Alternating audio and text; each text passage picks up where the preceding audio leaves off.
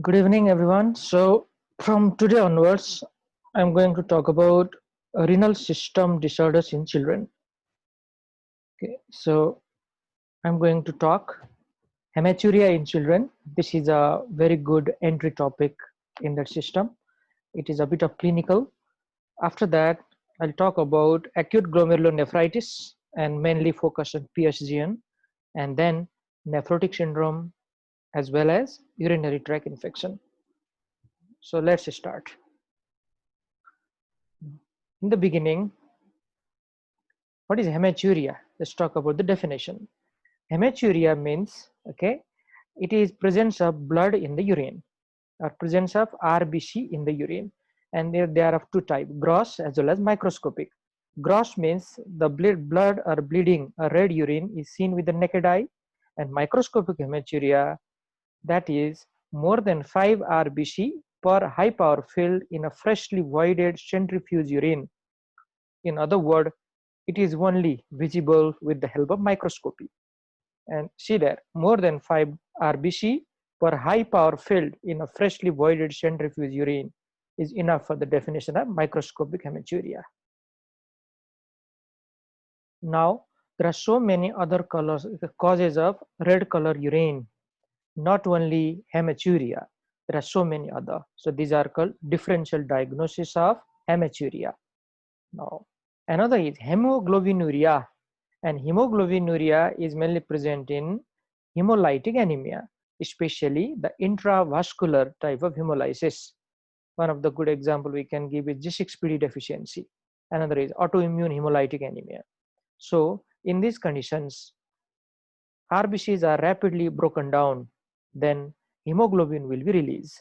That hemoglobin is filtered by the glomeruli and enters into the tubules and comes out in the urine. This condition is known as hemoglobinuria. It can sometimes lead to acute renal failure as well. Like that type of acute renal failure is called ATN or acute tubular necrosis. Myoglobinuria is another condition which also lead to red color urine. This myoglobin is a pigment present inside the skeletal muscle. Now, when those skeletal muscles are rapidly damaged, okay, or massively damaged, then myoglobin is released into the blood, then filtered by kidney and appear in the urine. There are so many causes you can list here, like road traffic accident, stampede type of injury, okay, even generalized tonic-clonic seizure, even heat stroke. So all these are responsible. Another cause of red color urination are food dyes. Okay. Food dyes like beetroot and blackberries. Okay, so sometimes they confuse us. Patient may simply present with a red color urine, and if we do not take the proper history, they may be the cause, and they are never that worrisome at all. Drugs like phenazopyridine, which is a type of urinary analgesics, and even rifampicin, anti-tubercular drug, can also cause the urine color red. The rifampicin actually make the urine color a little bit orangish than the red, but it may look a bit similar, isn't it? So it can be considered as a differential diagnosis. Now, one small information here. Before prescribing rifampicin, I should give this information to the patient. Otherwise, they may wonder what's going on there. Why? Even the sweat becomes red here. The urine becomes red. So we need to tell this point to them. Even porphyria and alkaptonuria can cause red colored urine in the beginning, but later on, after we collect the urine and keep them for a longer time, the urine color may change. Okay, porphyria, porphyrin, one of the examples is heme. Heme is a type of porphyrin. So it's a metabolic disorder of heme, you can say, and alkaptonuria is passage of homogentisic acid in the urine.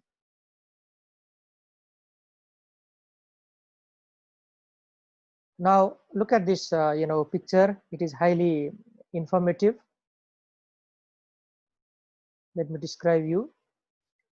Now this is a clear urine. Okay, clear urine. Urine is usually a little bit yellowish, slightly yellowish. If we are dehydrated, if we have not taken enough water for a longer time, then it will become excessively yellow. Okay. Still considered normal. Okay. But in case of obstructive jaundice or hepatocellular jaundice, it is highly yellow. But that time, jaundice is also present in the patient. So we don't miss that type of thing. Now look at here. Okay, these are hematuria. These are red colored urine. Okay, red colored urine. So it exactly looks like this. Now let's talk about what are the causes of hematuria, and one of the important clinical questions in the exam. The first of them are glomerular diseases, or you can call it glomerulonephritis. Glomerulonephritis. Now, post-streptococcal glomerulonephritis or PSGN may be one of the commonest infection in children, and it is the result of streptococcal infection. That's why the name. And that streptococcal infection might have occurred on the throat or on the skin, both. Focal segmental glomerulosclerosis, membranoproliferative glomerulonephritis, mesangial glomerulonephritis, and minimal change disease, all of them can have hematuria, but minimal change disease has a very, very less chance of hematuria than other conditions. IgA nephropathy can also lead to hematuria. This is deposition of IgA on the glomeruli and causing damage. Second important cause of hematuria is urolithiasis. This is urinary tract stone. That stone is usually formed inside the kidney or in the pelvic area, but it may go downwards or distally towards the ureter or even in the bladder. It can irritate the mucosa and can lead to hematuria. This is very common presentation. Along with hematuria, the patient is having severe pain also. Another is urinary tract infection or hemorrhagic cystitis. Now, UTI very commonly caused by E. coli and the related organism. Related, I mean other gram negatives, and even gram positive organisms sometimes cause the hematuria, though they are not very common. The common are gram negative. Hemorrhagic cystitis is mainly caused by adenovirus. Remember this, adenoviral cystitis can lead to hemorrhagic cystitis, and one of the drug which is known as cyclophosphamide can also lead to hemorrhagic cystitis as a result of side effect. Okay, so let me write the name of that drug here so that you can remember. Cyclophosphamide.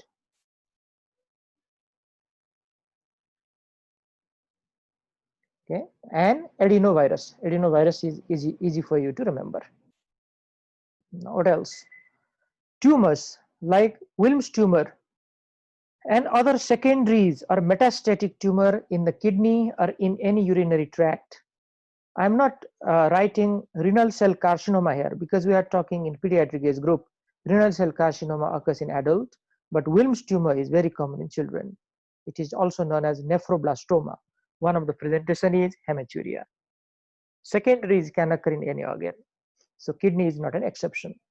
Trauma, okay, trauma of urinary tract, especially kidney trauma, renal trauma, interstitial nephritis because of hypersensitivity reaction, and renal vein thrombosis. Don't forget this renal vein thrombosis, especially in case of nephrotic syndrome. This is one of the complications. So these are some of the causes. There are so many other. Let's talk about them. Systemic disease. Systemic disease, okay, and conditions like vasculitis or connective tissue disorder, you can say SLE, HSP, and PAN. You can add a lot of other things here, okay? This is never the complete list. You can always add more. So SLE, systemic lupus erythematosus, kidney is one of the main organ which is targeted. HSP, henoch-Schönlein purpura. So there are 4 important features here. 4 features in HSP. That is a favorite questions of pediatricians. Okay, so listen carefully. Those 4 features are: one is kidney disorder. That's what we are talking about here. It can damage the kidney and can lead to hematuria and proteinuria. The second, rashes. Rashes are so important that it is present in 100% of the children. And these rashes are mainly present on the buttock and on the lower limbs. And they are palpable type of rashes because they are vasculitic type of rash. Third point is GI involvement. GI or gastrointestinal tract involvement. It can cause abdominal pain, and sometimes it can also lead to intussusception in case of children. Remember that intussusception can be caused by HSP in children. So there may be presence of blood in the stool. And fourth is arthritis or arthralgia. These are important 4 features of HSP.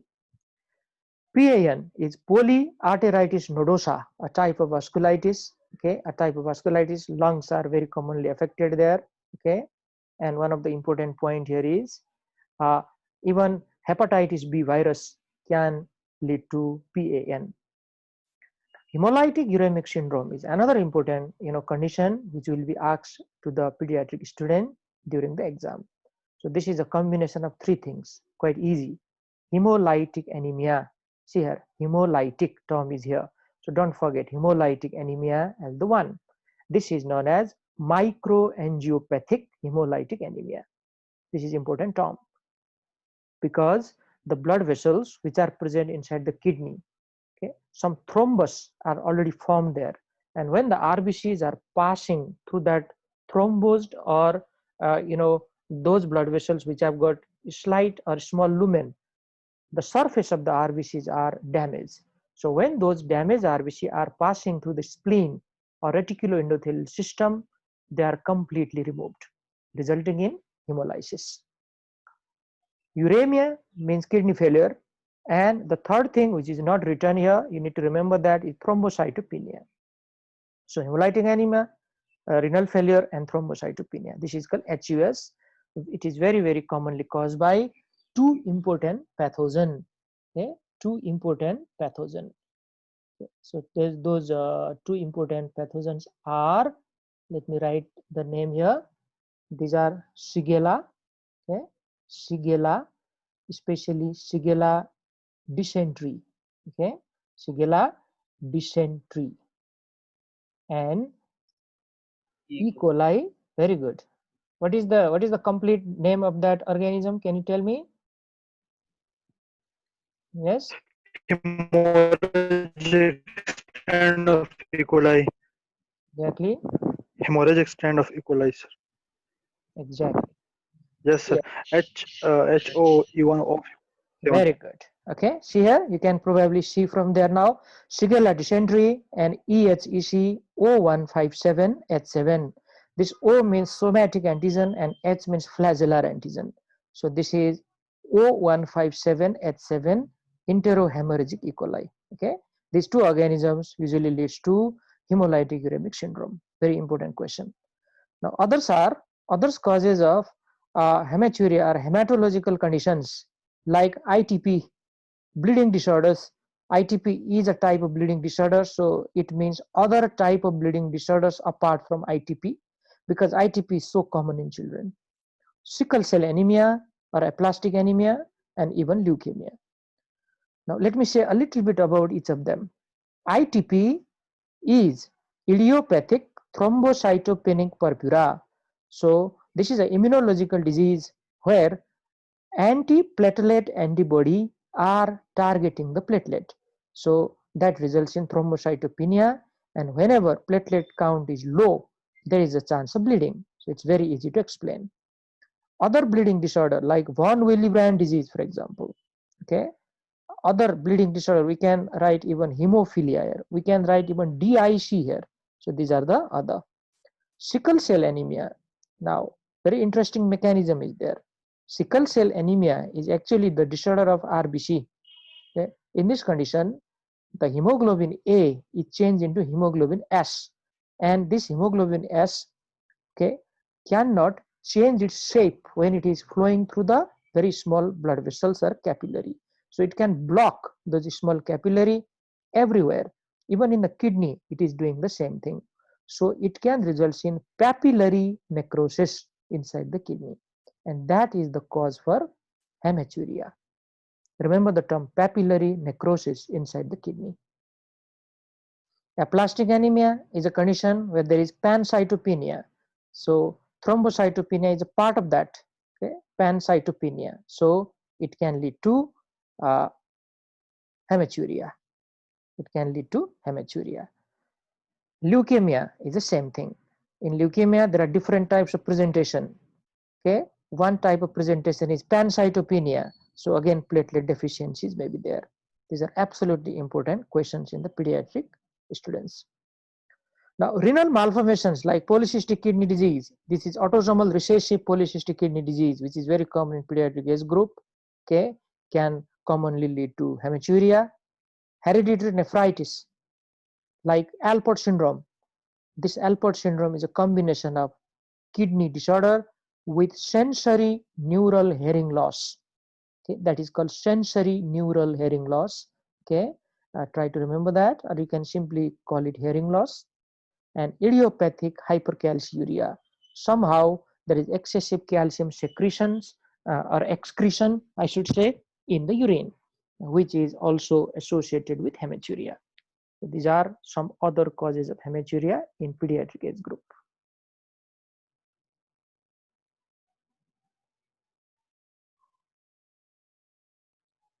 Now, after this, we have to diagnose this condition, isn't it? Hematuria is never the diagnosis, okay? Hematuria is the presentation. So what are the causes for this hematuria? So we need to diagnose that case or condition. So for that, we need to take a good history, do good physical exam, and take the help of investigation. Now, first of all, we always ask what is the age of that child, from what age the child started to have red colored urine, what is the duration of hematuria, how long, is it hours, days, weeks, or month. What is the color of the urine? Okay, it is very red, or it is already a little bit changed, like brown or cola colored. Now, if the blood is coming from the lower urinary tract, then probably it is fresh red. But if it is coming from the upper urinary tract, then probably it is cola colored. Okay, this is one of the important information. Later on, I have included this again. There is one table which will separate between hematuria from the upper tract as well as lower tract. Pattern of hematuria is also important. Is it uniformly red urine or terminally red urine? Uniformly red means throughout the urination, the urine is equally red. Okay, this is important point. And this usually occurs from the upper urinary tract hematuria, like glomeruli, is uniform type of hematuria. But terminal hematuria means bladder lesion. Okay, the urinary bladder lesion, usually after the person is about to complete the micturition, then hematuria occurs. This is because of the contraction of urinary bladder. Now, other associated urinary symptom also should be asked. Is there any fever or loin pain? These are very important point in pyelonephritis, a type of urinary tract infection. Pyelonephritis. Acute pyelonephritis is the better term here. This fever is high grade fever with chills and rigor, and there is severe pain in the loin. Asks about the preceding history of throat or skin infection. Now this is for PSGN or post-streptococcal glomerulonephritis. Throat strain and pyoderma strain. Skin infection is called pyoderma. So pyoderma strain both can lead to PSGN. Asks about skin rash, joint pain, and other systemic features for connective tissue disorders. Okay? Connective tissue disorders. Even Henoch-Schönlein purpura can have those type of features. Asks about the drug history. Okay, maybe, who knows, like rifampicin, for example. Rifampicin may produce red colored urine. It's a type of drug. Asks about family history of renal disease and bleeding disorder.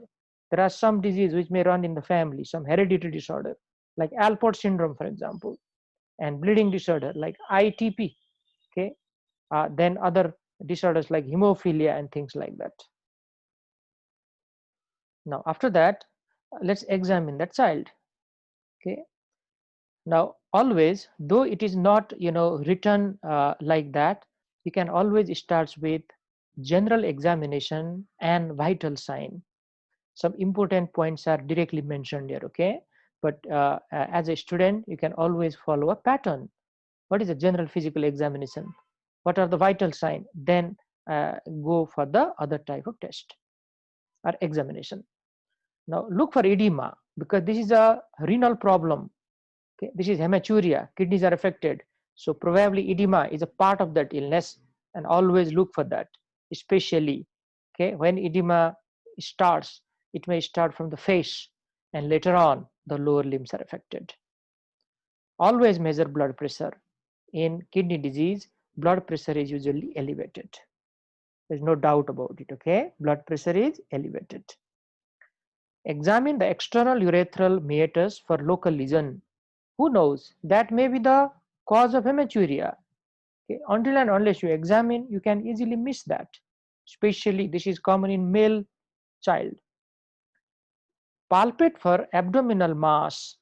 Any palpable or enlarged kidney and palpable or distended urinary bladder. Now a lot of examples can be given here. Regarding the abdominal mass, one of the important example I can give is Wilms tumor or nephroblastoma.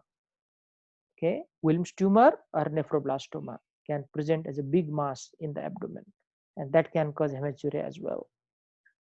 Palpable or enlarged kidney, hydronephrosis. Hydronephrosis, probably that urolithiasis has caused the blockage of ureter and lead hydronephrosis. Who knows, this may be a diagnosis there. And another, palpable or distended bladder.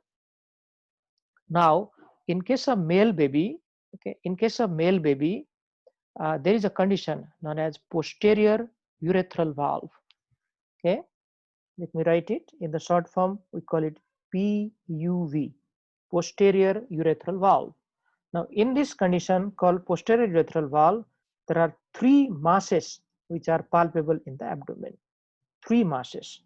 Okay, those three masses are, one is urinary bladder, okay, one is urinary bladder, and two masses from the kidney. Now let me explain how it happens. This posterior urethral valve is a flap of the tissue which almost acts like a valve, and it is present in the prostatic urethra in case of male baby, only in male baby. Now this, because of the valve like effect, it is blocking the outflow of the urine from the bladder towards the urethra, but okay, the opposite way is not blocked. That means when we are putting cystoscope, okay, from the external meatus towards the urinary bladder, it doesn't block or obstruct the passage of that cystoscope. So that's why it is known as it's a valve like tissue. Now what will happen, the urine is not flowing outside, so there is a a lot of pressure generation inside the urinary bladder, and that pressure is reflected back towards both ureter and both kidney. And that's why there is distension of urinary bladder, and there are palpable kidneys as well, and that's why we call it three masses.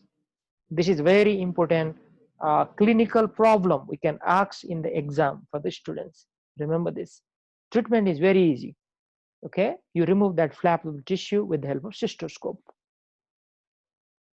Now regarding the systemic exam, okay, examine for the skin lesion like purpuric rashes, like petechiae and other purpura, which are a part of bleeding manifestation. Measure the temperature, look for anemia, okay, examine the joints, examine the lymph nodes, look for hepatosplenomegaly, and even examine the cardiovascular system, because there may be some findings may be there. I can give you one small example here. In case of PSGN, okay, there may be heart failure, there may be pulmonary edema. So if you do not examine that part, it may be missed very easily. Anthropometry in case of pediatric age group means taking height and weight. In a small baby, we can take head circumference and other as well, but a relatively bigger child, just height and weight measurement are enough. So always measure that when the child comes for the first time, and every visit, okay, you have to measure it and compare what is the gain in height or weight. Now why I am bringing this point here, in case of chronic renal failure, okay, the child is usually stunted, the height, okay, is the child doesn't gain height. The child is stunted. And weight, in an edematous child, it just looks like the child is swollen.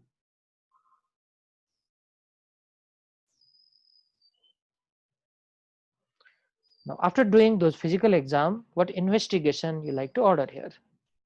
We start with urinary examination, like dipstick test of the urine, which is very commonly done everywhere these days, and these are quick tests also.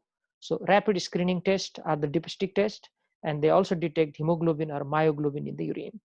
Okay, they can detect proteinuria, they can detect hematuria, and all those things.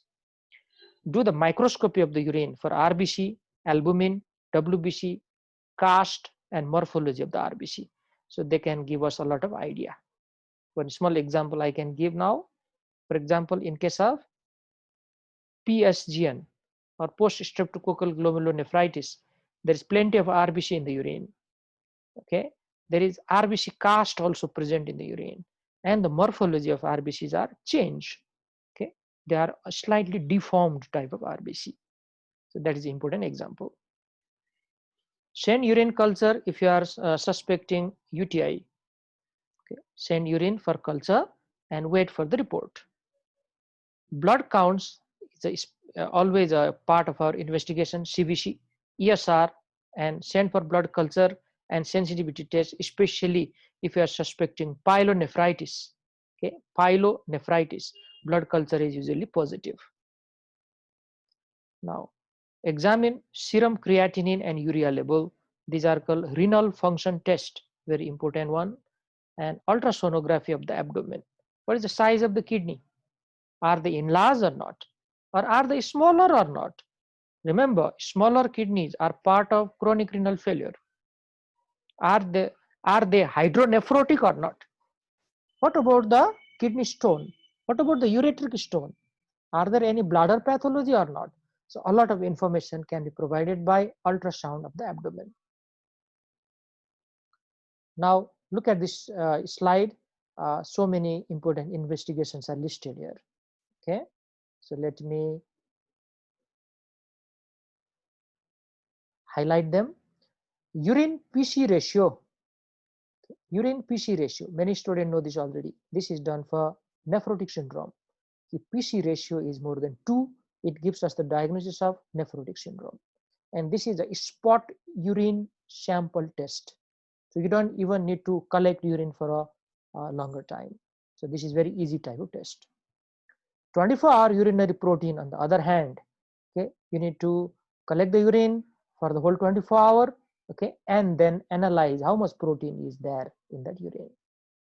So in case of pediatric age group, okay, we call that more than 40 milligram per meter square per hour.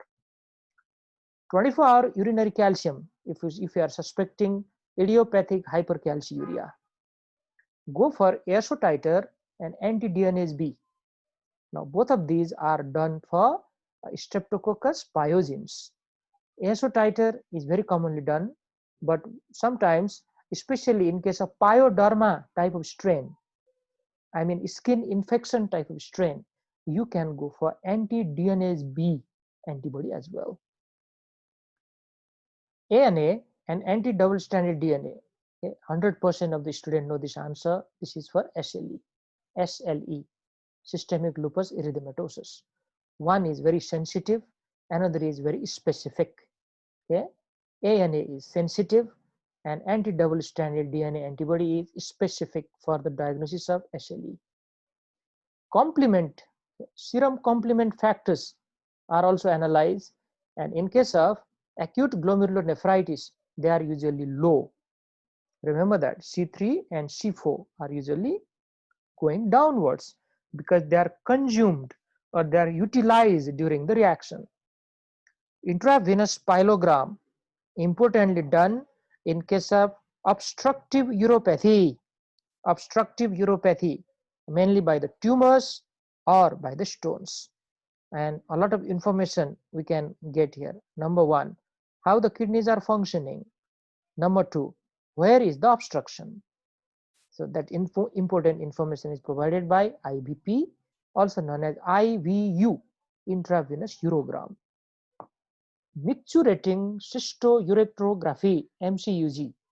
Now, this is a special type of test which is done to diagnose VUR or vesico-ureteric reflux. Okay, so here it is called VUR, vesico-ureteric reflux. That means the urine is going up towards the ureter, okay, at the time of micturition, and this is always abnormal. This is never normal. Our urinary bladder might have infected urine, but that if goes upwards towards the kidney, there is a high chance of upper urinary tract infection. So this is the danger, and this is diagnosed by MCUG.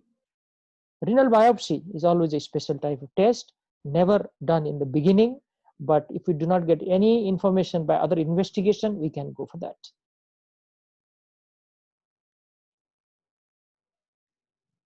Now, see here, there is a table which is clearly showing the distinction between upper tract and the lower tract hemorrhage.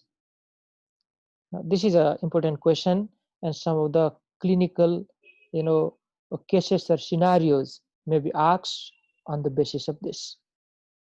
So, upper tract or glomerular hemorrhage versus non-glomerular hemorrhage. See here, rusty brown or tea colored or smoky urine in upper tract or glomerular hemorrhage, whereas in non-glomerular or lower urinary tract hemorrhage, they are bright red. RBC cast are the hallmarks of glomerular bleeding, whereas in case of non-glomerular, nothing like that. There is a terminal hematuria if it is coming from the urinary bladder, or there is passage of clot as well. Clot. In hemorrhagic cystitis, probably the patient pass a lot of clot. Proteinuria is 2 plus or more, okay, means heavy type of proteinuria because of glomerular damage. It's very easy to understand, because if these glomeruli have developed a larger pore, okay, protein can be easily filtered from them and appear in the urine. Whereas in non-glomerular or lower urinary tract hemorrhage, proteinuria is usually less than +2. You may wonder from where the protein comes there. This protein is a part of bleeding. Okay? It's a part of bleeding. Dysmorphic RBC are other important point of glomerular hemorrhage, because when the RBCs are passing through those glomeruli, they may get squeezed or they may get disformed. As well as, on the other hand, I should say, on the other hand, in case of non-glomerular bleeding, the normal morphology of the RBC. This is very, very important table. Now the final part is the management. Now this is a vague question, isn't it? If the teacher asks how you manage a case of hematuria, okay, you can answer like this. First of all, we should diagnose what is the cause of this hematuria, and after that only we can manage this case properly. That is a perfect way of answering. Now see here, manage the underlying condition if they are present, like glomerulonephritis, urolithiasis, systemic disease like SLE and other connective tissue disorder, trauma, and malignancy. According to your diagnosis, you can manage them. Treat the associated problem. Now, they may occur as a result of renal damage or renal disease because of all these, pathology. Hypertension is a usual association after kidney damage. So we need to control the blood pressure now. Urinary tract infection is usually occurring after renal diseases like nephrotic syndrome. In a case of nephrotic syndrome, UTI is very common, okay, and acute renal failure is a part of renal damage. In idiopathic hypercalciuria, we have to restrict the calcium intake, and we can go for thiazide diuretic. Okay, this thiazide diuretic will, isn't it? What it is doing? Like see here, one important point I like to highlight here so that you can remember this for a long time. Otherwise, you will easily forget this. Furosemide and thiazide have exactly opposite effect on calciuria. Furosemide will excrete more calcium, whereas thiazide will not allow the excretion of calcium. So this is a hypercalciuria. More calcium is excreted, so thiazide diuretic is given here. Whereas furosemide is used in the case of hypercalcemia. There is excessive calcium in the blood, and that calcium is excreted by furosemide. This can be asked as an important MCQ question in different paper, especially in pharmacology. And IgA nephropathy, there is a role of steroid, and in other types of autoimmune disorder also there is a role of steroid. Now at the end, okay, these are the questions. So the important questions from these topics are definition of hematuria, then differential diagnosis of red colored urine. Okay. Remember, not all red colored urine are because of hematuria. That's where the student gives the wrong answer. Sometimes even hemoglobinuria, myoglobinuria, some of the food, okay, some of the food or some of the drug can also result in red colored urine. Okay, and then mention the causes of hematuria, so many. So just make some of the heading and then tell the important causes after that. You don't need to tell everything whatever is written there. Just tell some of the important one. Then what are the differences between hematuria from upper and lower urinary tract is a important question. Okay.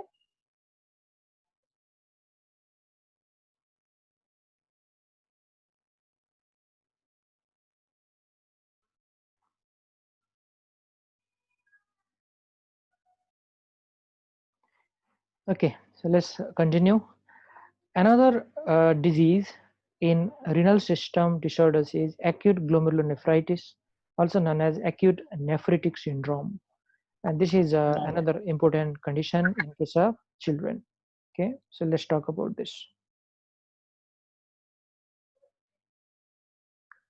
Regarding the meaning of acute nephritic syndrome, see here, there is abrupt development of glomerular inflammation manifested by the appearance of blood and protein in the urine in a previously healthy or well child.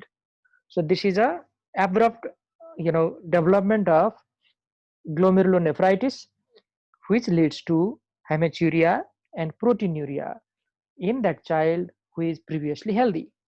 This is known as acute glomerulonephritis or acute nephritic syndrome. And these are the hallmark of acute glomerulonephritis, like hematuria, oliguria, edema, hypertension, as well as proteinuria. You can write here. So oliguria, hematuria, edema, and hypertension are very important feature. Proteinuria also occurs, but it is mild to moderate variety. This edema is also not like nephrotic syndrome. Okay, this is not anasarca. This edema is also mild to moderate in the body. Now, what are the types of AGN or acute glomerulonephritis? It may be post-infectious, okay, or caused by microorganisms, systemic vasculitis caused by connective tissue disorders, membranoproliferative glomerulonephritis, one of the variety of primary glomerulonephropathy, IgA nephropathy, also known as Berger disease, IgA antibody-mediated kidney damage, idiopathic rapidly progressive glomerulonephritis, RPGN. In a short period of time, it can lead to kidney failure, and familial nephropathy, also known as Alport syndrome. In this condition, there is sensory neural hearing loss along with glomerulonephritis. So these are the types of AGN. Now in today's class, we'll mainly focus on post-infectious glomerulonephritis, and among them also PSGN as the main one, because it is very common in children. Streptococcal infections are very common in children. This is caused by streptococcal infection, so we are going to highlight that in today's class. Among the bacteria which can cause post-infectious glomerulonephritis are Streptococcus pyogenes or group A beta hemolytic streptococci, Staph aureus, and even Streptoviridans. Among them, pyogenes is the most common one. Among the viruses, hepatitis B and C and HIV. Hepatitis B is a well-known cause of glomerulonephritis, and this is a common question also in the exam. Apart from them, that cytomegalovirus Epstein-Barr virus, okay, and even rubella virus can cause glomerulonephritis. From the fungus, Coccidioides amitis can cause. This is an example of dimorphic fungi. And from the parasite, we have malaria, okay, Plasmodium malariae, as well as Plasmodium falciparum. These are more common than others, especially falciparum and malaria. That's why you have studied this that before. One of the cause of nephrotic syndrome, okay, can be malaria as well. Now let's focus on PSGN, or post-streptococcal glomerulonephritis. Now the etiology, okay, everybody know the name of that bacteria, and it has got particular strain. These are called nephritogenic strain. These are pharyngitis associated strain and pyoderma associated strain. This skin infection is also known as pyoderma. So pharyngitis associated and pyoderma associated. Now look at this. Okay, 1, 3, 4, 12 and 2, 49, 55, 57 and 60. Nobody is going to ask you about this. Just try to remember this 12 and 49. They are more common than others. That's why they are underlined here. Okay.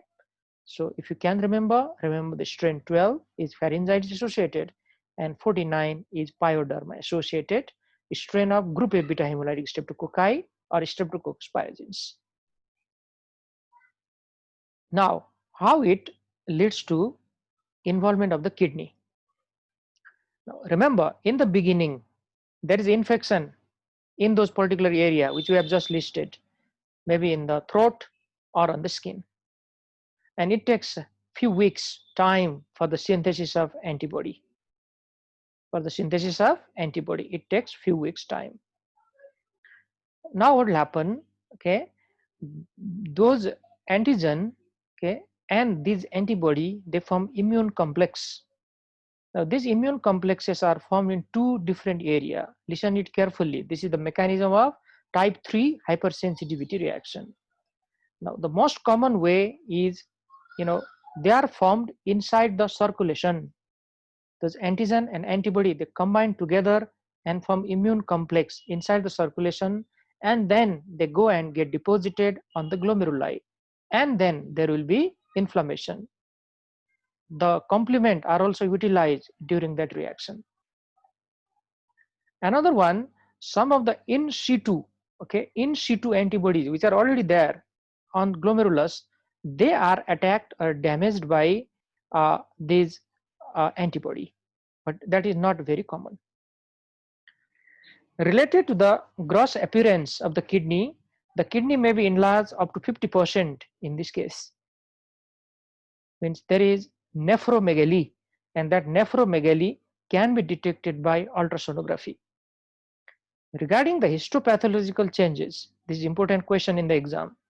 There may be swelling of the glomeruli, there may be infiltration by polymorphonuclear cells or neutrophils, and if we do immunofluorescence type of stain, there would be deposition of immunoglobulin and complement, okay, or you can say immune complex deposition may be seen. Another type of examination also can be done with electron microscopy. Now you must have studied this in pathology, okay, in 4th semester when we are talking renal pathology. There are 3 ways, okay, to study the microscopic examination of kidney. When we take the biopsy from that and we analyze, this is known as histopathology exam. 3 different ways. One is light microscopy, another is called immunofluorescence microscopy, and third is called electron microscopy. So all of those can be done. Now, in which age group this disease is commonly seen? See here, most cases occur in the children aged 5 to 15 years. These are called school-going children. The same age group is common for acute rheumatic fever as well, because a streptococcal infection is very common in this age group. And it is more common, this disease is more common in those areas where there is overcrowded situation.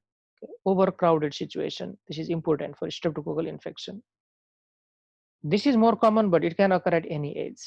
And regarding the male to female ratio, it is 2 to 1. Now, regarding the clinical feature, we always start with the history taking and then go to physical exam. Okay, so let's talk in the same way here as well. What are the classical symptoms of acute glomerulonephritis or PSGN? The classical symptoms are cola or tea-colored urine. Cola or tea-colored urine. The child suddenly start to pass that type of urine and noted by the parents, and then that child is brought to the hospital. Decreased urine output. This is called oliguria. Oliguria, decreased urine output. There is swelling of the face and body. This is edema. It always starts from the face and then going downwards. Headache. Now, this headache is complained only by the older children, and this headache is a feature of hypertension. Hypertension occurs very commonly in acute glomerulonephritis. Okay. Now, another one, in less than 20% of the cases, there is abnormal body movement and loss of consciousness. Now, this is the feature of hypertensive encephalopathy. Okay, remember the term hypertensive encephalopathy. So let me write that term for you. Hypertensive encephalopathy. What is this?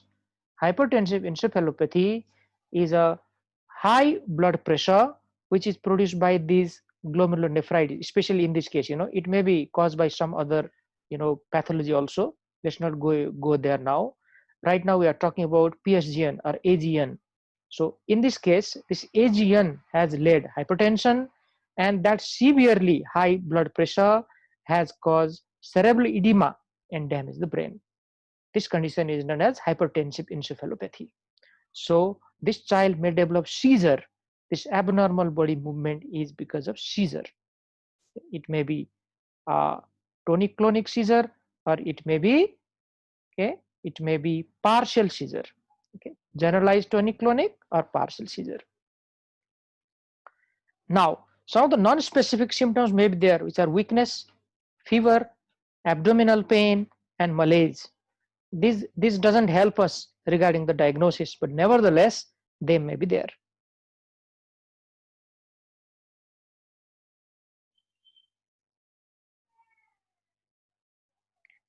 Now, what are the other important points in the history? In 90% of the cases, this preceding history of sore throat or pyoderma may be present. In 90% of the time, it may be present there in the child. So we must ask this history there. Already told you there are two sources, okay, of infection in this case: sore throat or tonsillitis or pharyngitis or pyoderma. This is a skin strain, and this is a throat strain. Now, symptoms of the underlying systemic disease may be there, like if vaginal granulomatosis, a type of connective tissue disorder. Okay, any type of connective tissue disorder may be there. Later on we'll talk about it. But if vaginal granulomatosis has caused the renal involvement, then there may be triad of sinusitis, pulmonary infiltrate, and nephritis. Okay, these things may be there. Vaginal granulomatosis is a type of connective tissue disorder which commonly affect kidney, lung, and upper airway. If you remember like that, okay, it will last a bit longer inside the mind. Upper airway, lung, and kidney involvement. Vaginal granulomatosis. Henoch-Sonlian purpura. Okay, Henoch-Sonlian purpura has so many features we already talked about. So arthralgia is one of them, or even arthritis may be there. Even in SLE, arthralgia or arthritis may be present. Hemoptysis may be seen in Goodpasture syndrome, and hematuria, okay, and glomerulonephritis is also part of that. Skin rashes are seen in HSP as well as SLE. HSP as well as SLE, and see this, This purpura means palpable rashes, okay? These are palpable rashes which are seen typically in henoxonal purpura. Now, after taking these important, points in the history, let's talk about what are the physical examination finding that this type of child may be having. Always it starts from general examination or vital sign. So examine for periorbital puffiness, pedal edema, and anasarca. Anasarca is usually not a feature of glomerulonephritis. It is usually seen in nephrotic syndrome. But periorbital puffiness and pedal edema are very commonly seen in this case. Examine skin for the skin lesion like purpura, okay, palpable rashes. JBP, examine for raised JBP. Now, in this condition, because of increased salt and water retention, okay, there may be hypervolemia. So JBP may be high. This is an important point here. And blood pressure is usually increased. Always in 100% of the cases, blood pressure may be high. Check respiratory rate, heart rate, as well as temperature. Respiration is usually increased here because pulmonary edema is also part of this illness, pulmonary edema. Okay, and heart rate is usually high because of cardiac failure. Temperature may be high or may not be high. If the infection or component of infection is still there, it may be high, but many of the time infection has occurred around 2 to 3 weeks earlier, so fever may not be there all the time. Chest examination or respiratory system exam may reveal basal crackles or pleural effusion. Now, these are fluid collection inside the lung. This is a feature of pulmonary edema, and pleural effusion is a feature of overall edema, isn't it? Edema can occur inside the body cavity. This is a type of body cavity. Cardiovascular system exam may reveal gallop rhythm. This is a feature of heart failure. Left ventricular failure, gallop rhythm may occur. And in this case, because of severe rise in blood pressure, because of too much retention of sodium and water, heart failure can be there. Abdomen should be examined for hepatomegaly and ascites. These are the signs of ascites: fluid thrill and shifting dullness. This hepatomegaly is a feature of heart failure. Remember, congestive hepatomegaly as a feature of heart failure. Now, these are quite simple for you. So let's talk about what are the investigation you like to order in this type of cases. Now we start with some routine type of investigation, and then we go for some other. Now routine investigations are CBC, okay, and CBC shows normocytic anemia. Now what may be the cause of normocytic anemia here? Okay, anybody can tell me what is the cause of anemia in this case? Remember, this is a case of AGN. Anyone? Sir, Acute sir, bleeding it looks with like dilution element because activation of angiotensin system, so retention of sodium and water, which will lead into normocytic anemia. It looks like dilution anemia. Okay, so you are saying dilution anemia. Any other? Any other? sir, decreased erythropoietin secretion will occur. It can also lead to normocytic and chromic anemia, sir. Okay, so I got two answers here, but okay, let me clarify it. Usually, this is an acute disorder, okay? This is an acute disorder, so erythropoietin level is not that decrease in acute type of renal condition. If this is a chronic renal disease, your answer would be absolutely correct. So usually, this type of anemia is because of dilutional, okay, dilution of those RBC. So what is that? There is more retention of fluid inside the body, which is done by the kidney, but RBC mass is the same. So these RBCs are diluted in that fluid, and this is known as dilutional anemia, and this is a normocytic variety. But don't forget that answer which you have given. Absolutely, in any case of chronic kidney disease, that answer is always correct. Now, another one is leukocytosis as a result of that infection. Urine analysis is another routine type of test which shows proteinuria. Now look at the proteinuria here, 1 plus to 2 plus. So it is milder type of proteinuria, which is seen in glomerulonephritis or nephrotic syndrome. and massive amount of proteinuria is seen in nephrotic syndrome. At the same time, there is hematuria, means presence of plenty of RBC, okay, plenty. Usually, this is the report which you get, plenty of RBC, and RBC cast are also seen. Now, let me clarify why this cast is present in the urine. Now, listen carefully, probably many students know it already.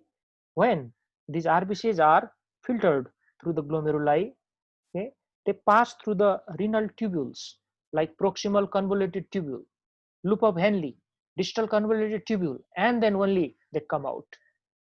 Now, during the passage of this RBC through this cast, some of the proteins, okay, some of the proteins which are produced by these tubular epithelial cells, these are called TAM horsefall protein.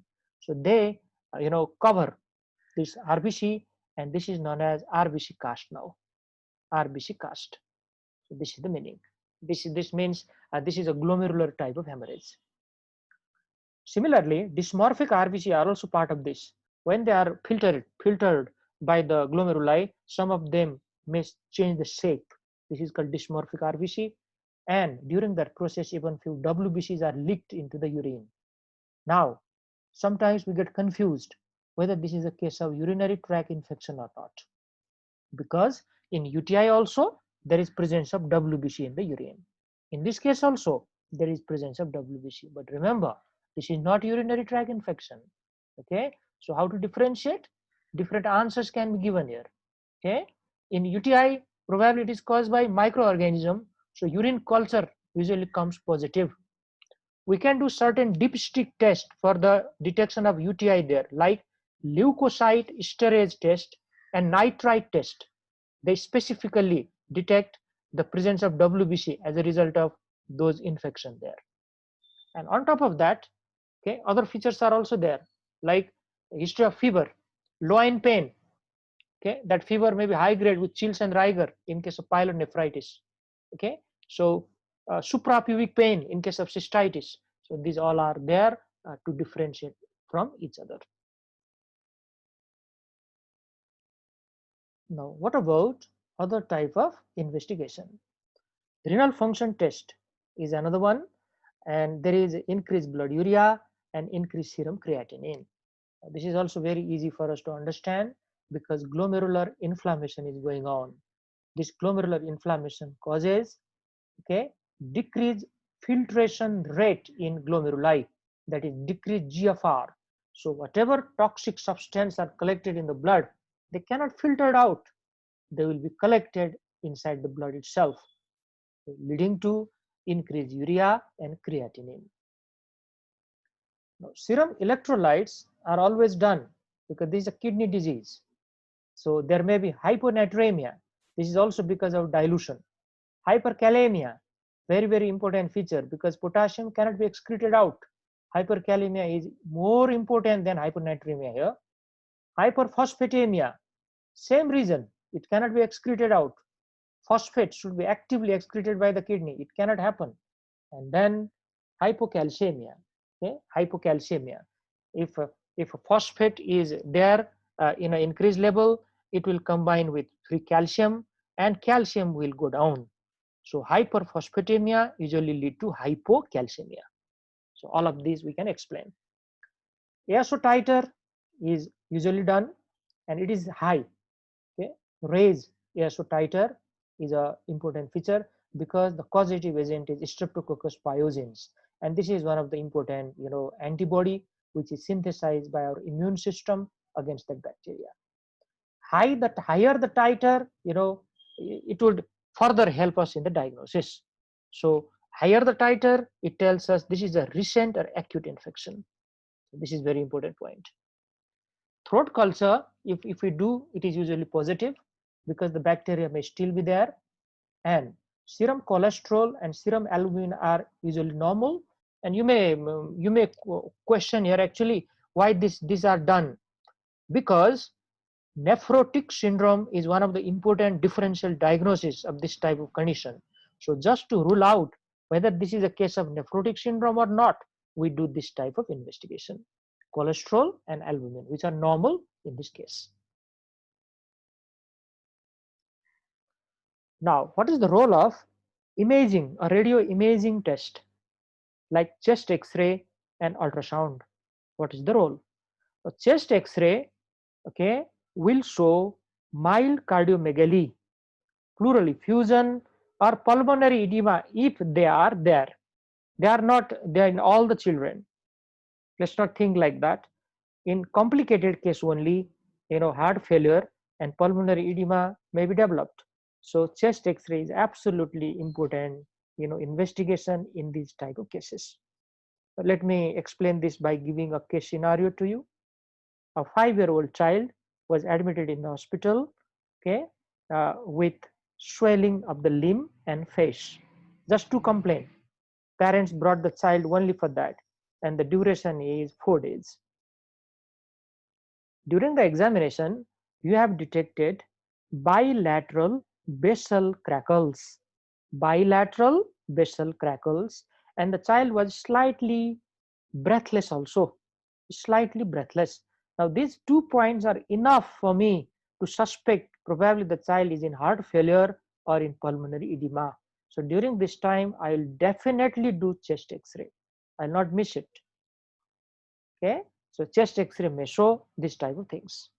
And if somebody asks why chest X-ray is done, just answer in a very simple way. I have to rule out heart failure or pulmonary edema. That's why chest X-ray is very important in this case. Now, ultrasound is another test which may show bulky and echogenic kidney, because kidneys are enlarged here. Whether there is ascites or not in the patient, ascites may be occurring in this type of diseases. Now, what are the other investigations apart from them? Okay, what are the other investigations here? The other investigations are done for the causes or etiology of this acute glomerulonephritis, like, okay, rheumatoid arthritis factor, ANA, okay, or anti-double stranded DNA.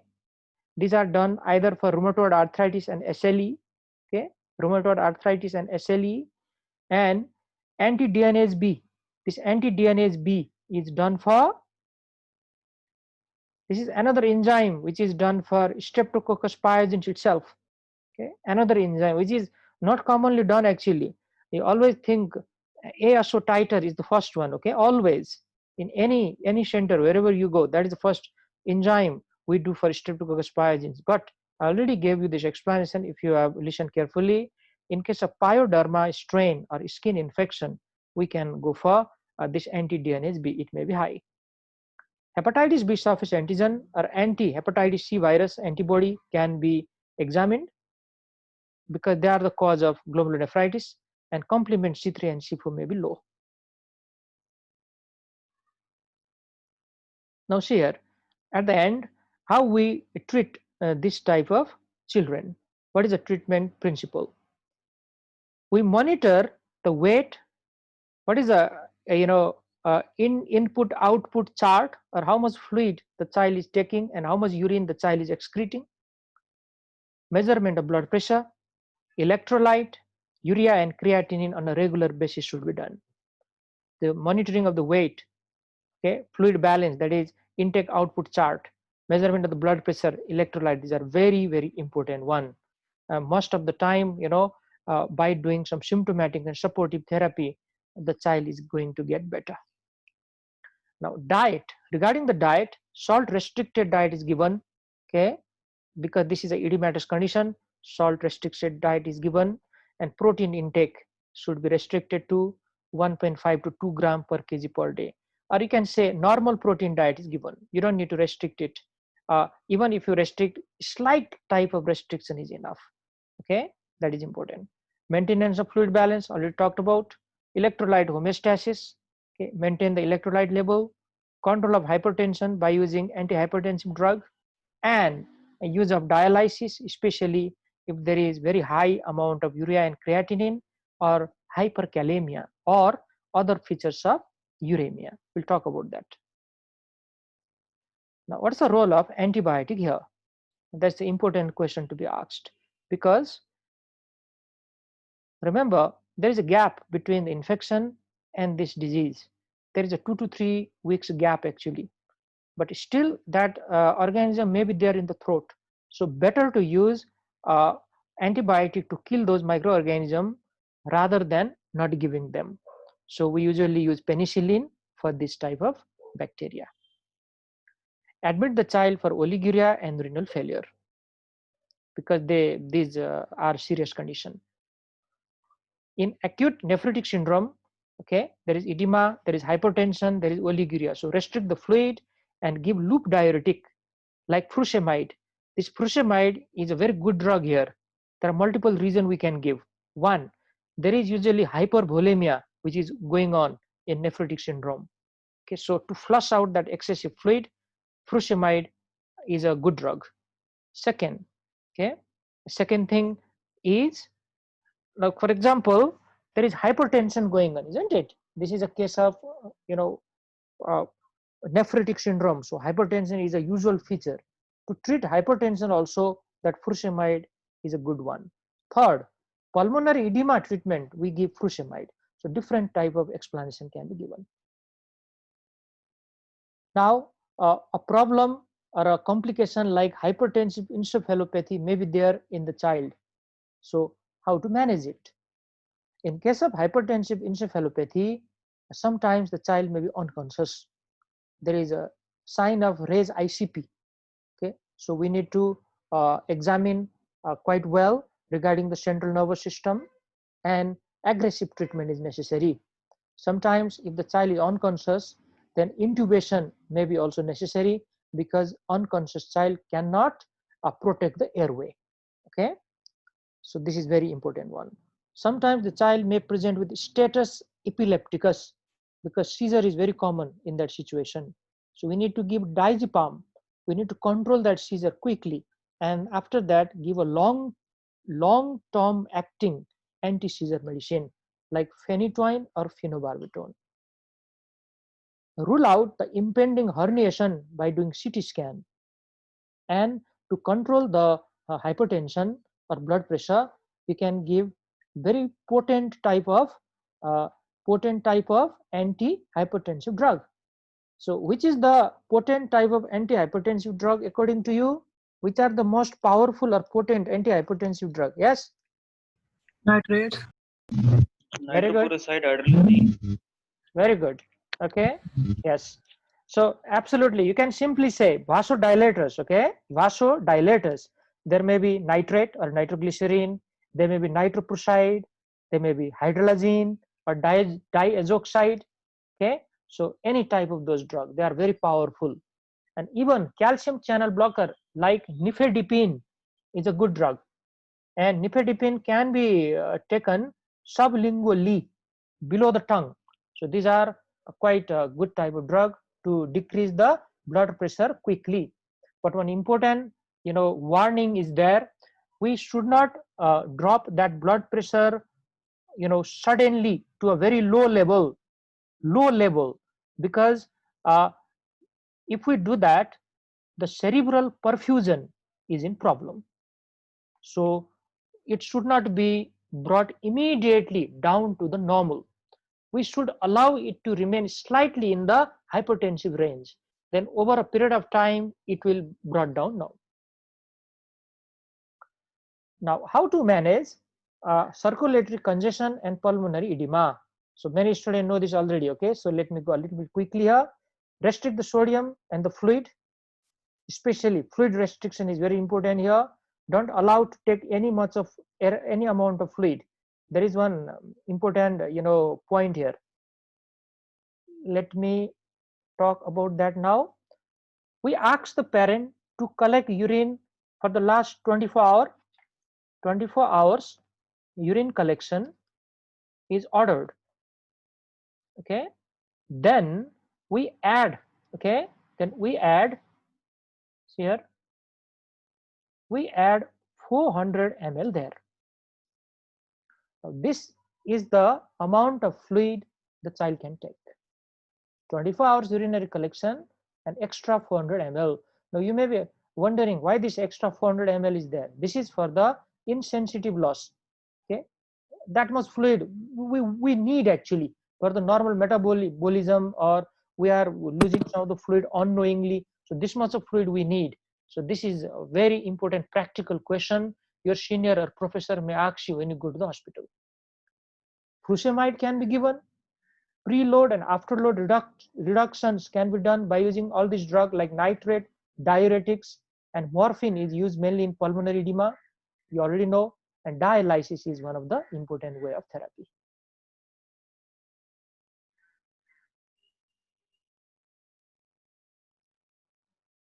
Now, what is the way for prevention?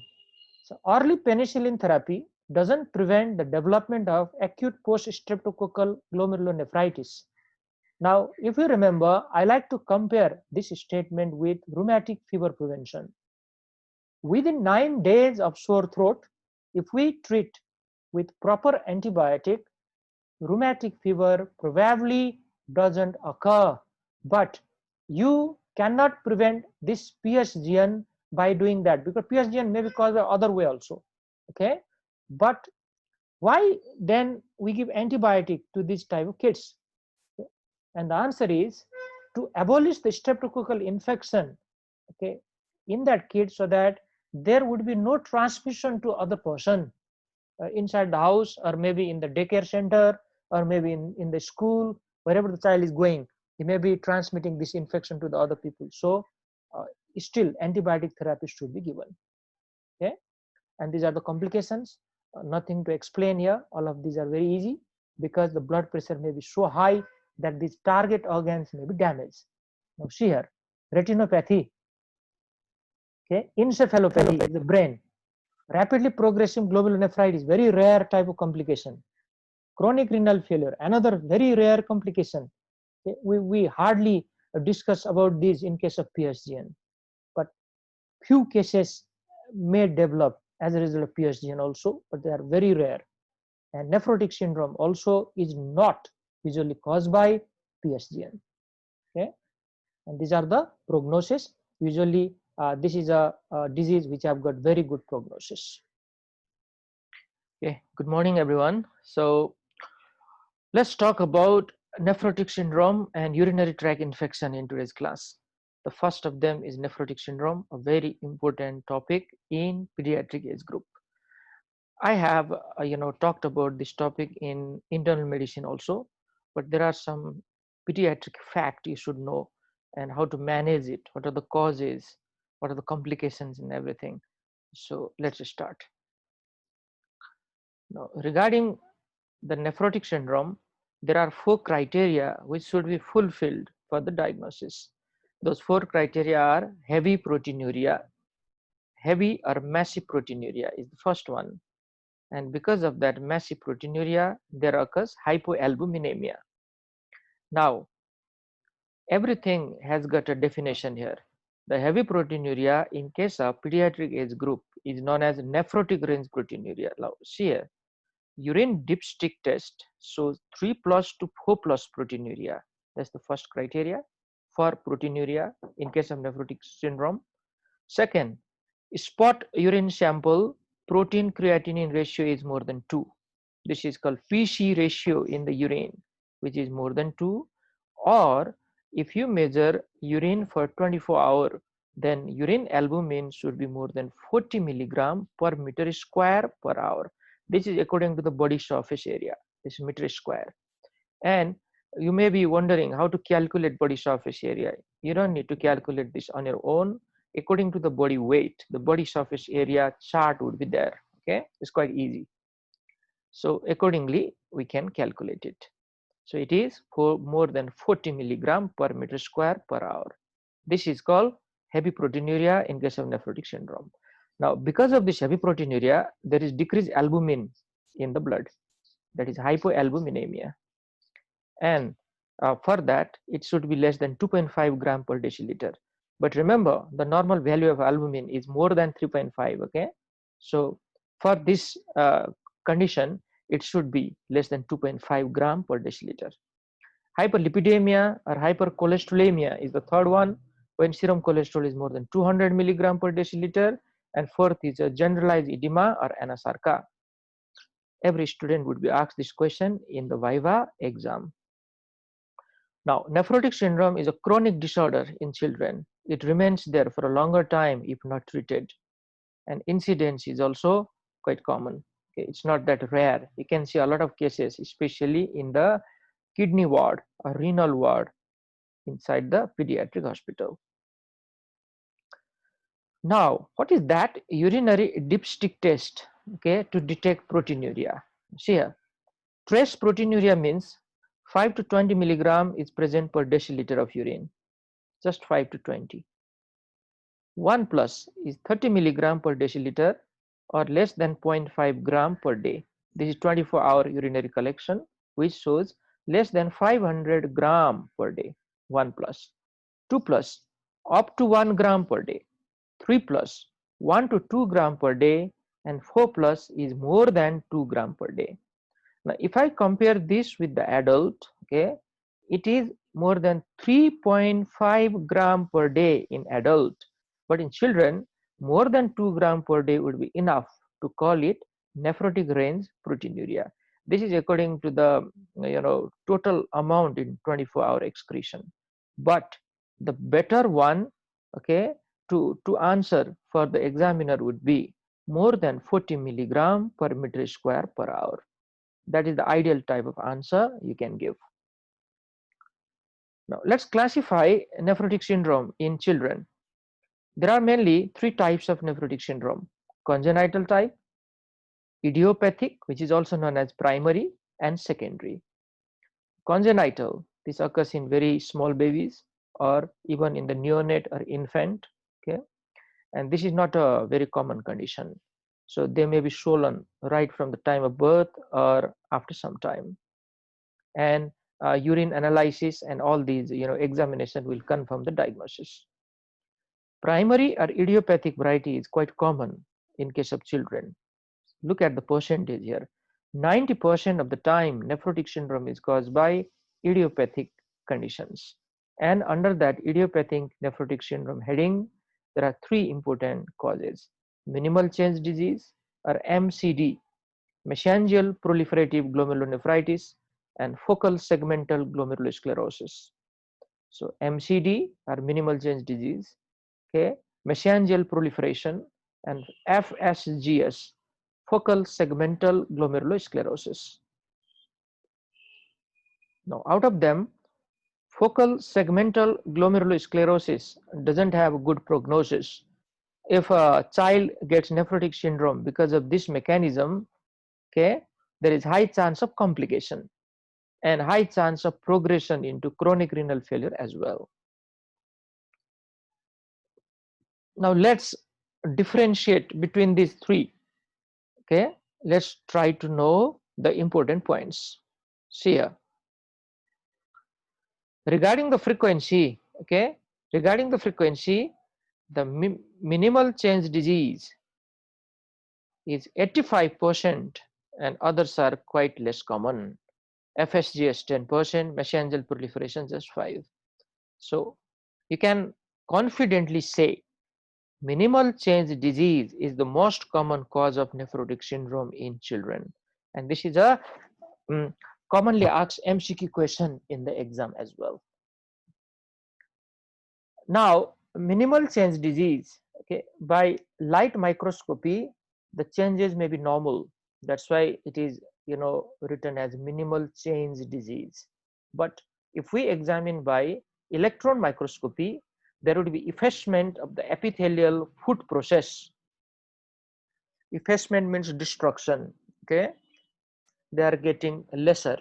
So the epithelial cell foot process would be destroyed or damaged, which can be seen by electron microscopy in case of minimal change disease. This is important point. And it has got a very good response to corticosteroid.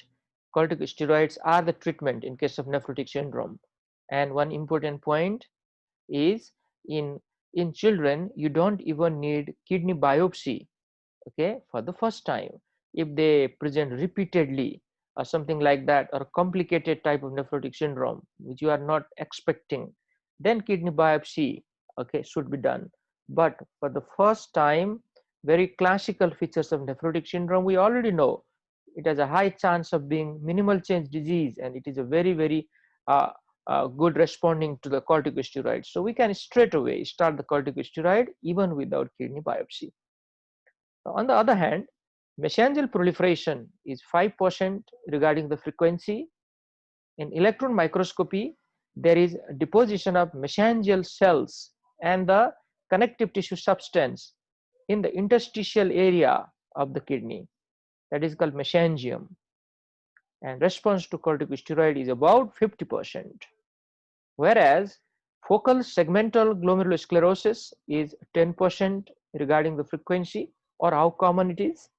Electron microscopy shows there is segmental scarring of the glomerular tuft, okay, segmental scarring of the glomerular tuft, and it is only occurring in the focal areas, means some of the areas, okay, some of the areas of the kidney, not uniformly, and response to steroid is just 20%. Now this is not a good point, because this is the main drug which is used for the treatment of nephrotic syndrome, and the response rate is just 20%. That means there is poor prognosis. It can easily complicate into chronic renal failure. Now, before I move on to the clinical features, let me slightly talk about the pathophysiology of nephrotic syndrome. We have already done this in adult side. Okay. Now, how proteinuria occurs in this condition? There are two important, hypotheses or two important theories for that, and they are: there is loss of negative charge on the glomerular basement membrane. The negative charge is lost. Now see there, the proteins are also negatively charged particle. So if we have a loss of negative charge, then those proteins particle would be attracted towards the glomerular basement membrane, and already there is formation of larger pore on glomerular basement membrane. We exactly do not know how these pores are formed. Probably autoimmune mechanism, okay, is faulty there. Already bigger hole or pores are formed, and through those pores proteins can be easily filtered, and loss of negative charge is attracting more protein filtration from there. These 2 points lead to heavy amount of proteinuria. Never forget this. Now another important point, okay, is there is a massive amount of proteinuria happening, but most of that protein is reabsorbing back also. That's why in urine only, okay, about 1 to 2 gram of protein per day is seen, or maybe it may be more than 2 gram or 2.5 or up to 3 also. It depends. It is a variable condition. So massive amount of proteinuria occurring through the glomeruli, but not that much protein is appearing in the urine. This is another question which comes in your mind, where that all protein is going then. So most of them are reabsorbing in the proximal convoluted tubules, and inside those tubular cells those proteins are degraded. Okay, they are degraded, they cannot go back to our body and be utilized.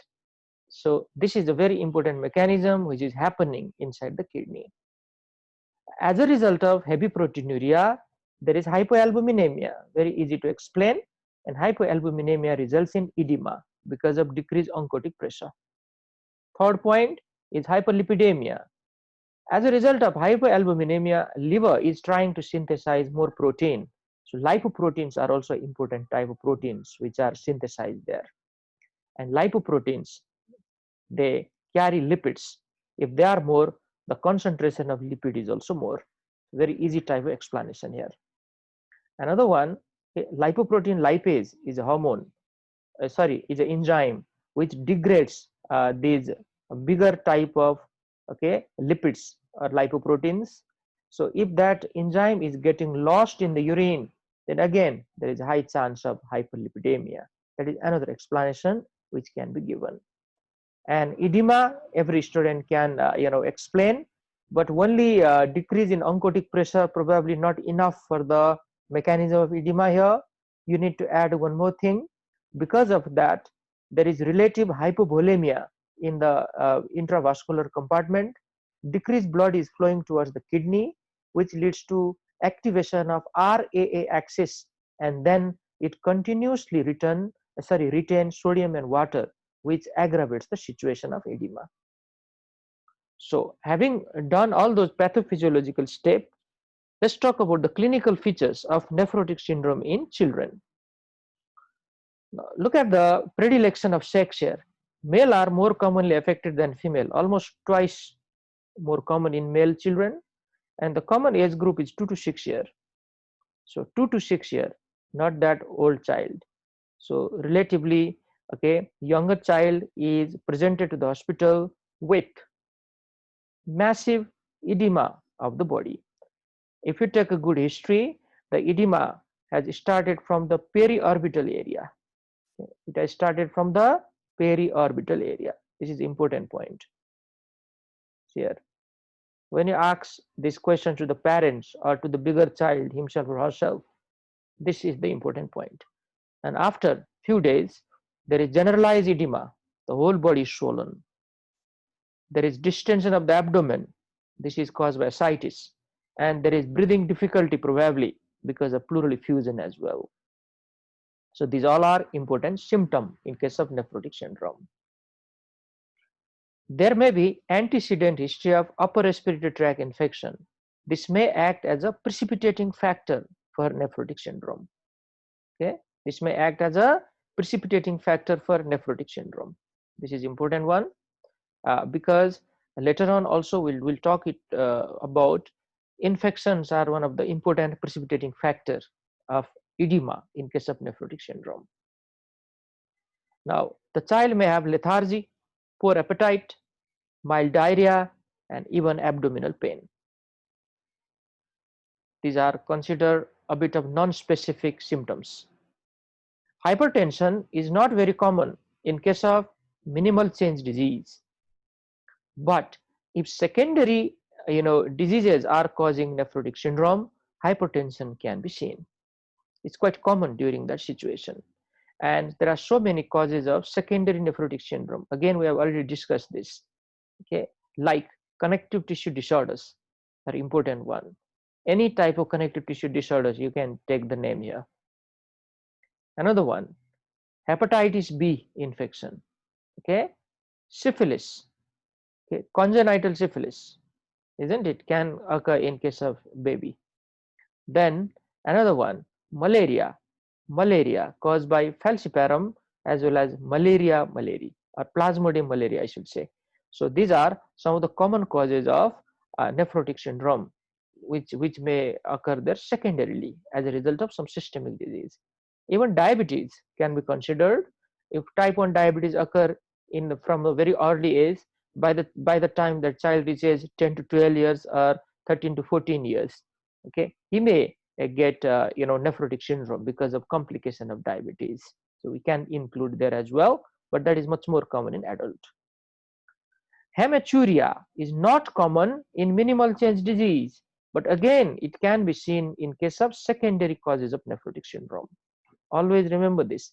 Sometimes we may give you a clinical scenario, okay, and ask you the question, what is the diagnosis? So whether it is a pure nephrotic type of picture or mixed type of picture, which is called nephrotic picture.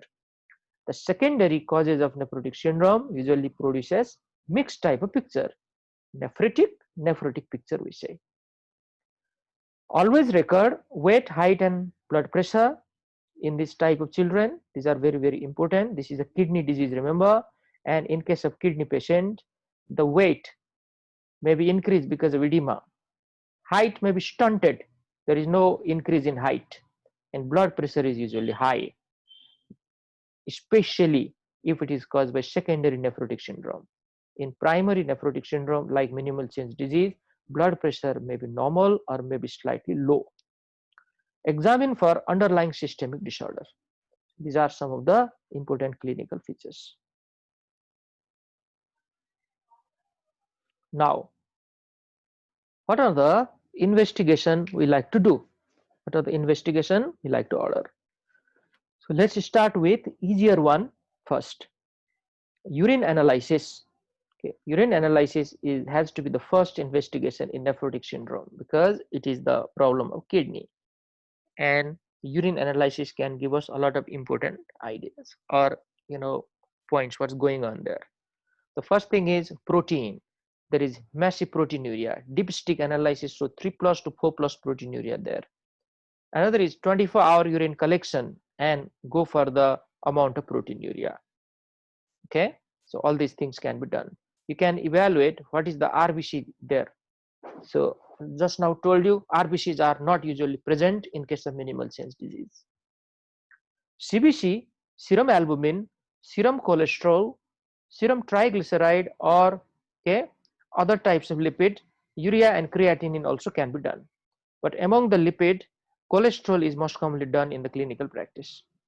So these are different aspects of nephrotic syndrome and no need of any discussion here. Serum albumin will be low, lesser than 2.5 gram per deciliter. Serum cholesterol is high, more than 250 or more than 200 is enough, but usually in case of severe type of nephrotic syndrome it may reach more than 250 as well.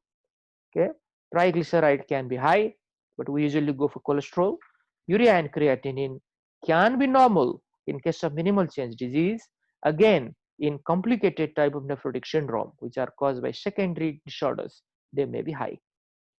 CBC, nephrotic syndrome is complicated by infection. Okay, it is complicated by infection. So during that time CBC value may be abnormal.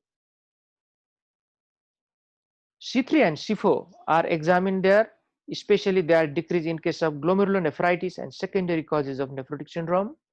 ASO titer is done just to differentiate it from nephritic syndrome. Remember, yesterday we talked about PSGN. ASO titer is high in PSGN, and PSGN mainly causes nephritic syndrome rather than nephrotic. Throat swab and urine culture and sensitivity test are always done. They may detect some infection there, which may be a precipitating factor for nephrotic syndrome. Chest X-ray and Mantoux test are mainly done to rule out tuberculosis and any other disorders in the lung. Now remember, you are going to use corticosteroid for the management, and if tuberculosis is there inside the body, the infection may just flare up. Okay, please mute yourself. The infection may just get flared up. So this is important point. So we should remember this. And other important investigation like HBsAg and ANA or anti-dsDNA or other type of autoantibody test can be done for mixed nephrotic picture. And I already told you this is also known as secondary types of nephrotic syndrome. So you can do certain investigation to rule that out. What are the indications for kidney biopsy or renal biopsy now? Let's talk about it. Okay, let's talk about the indication of kidney biopsy.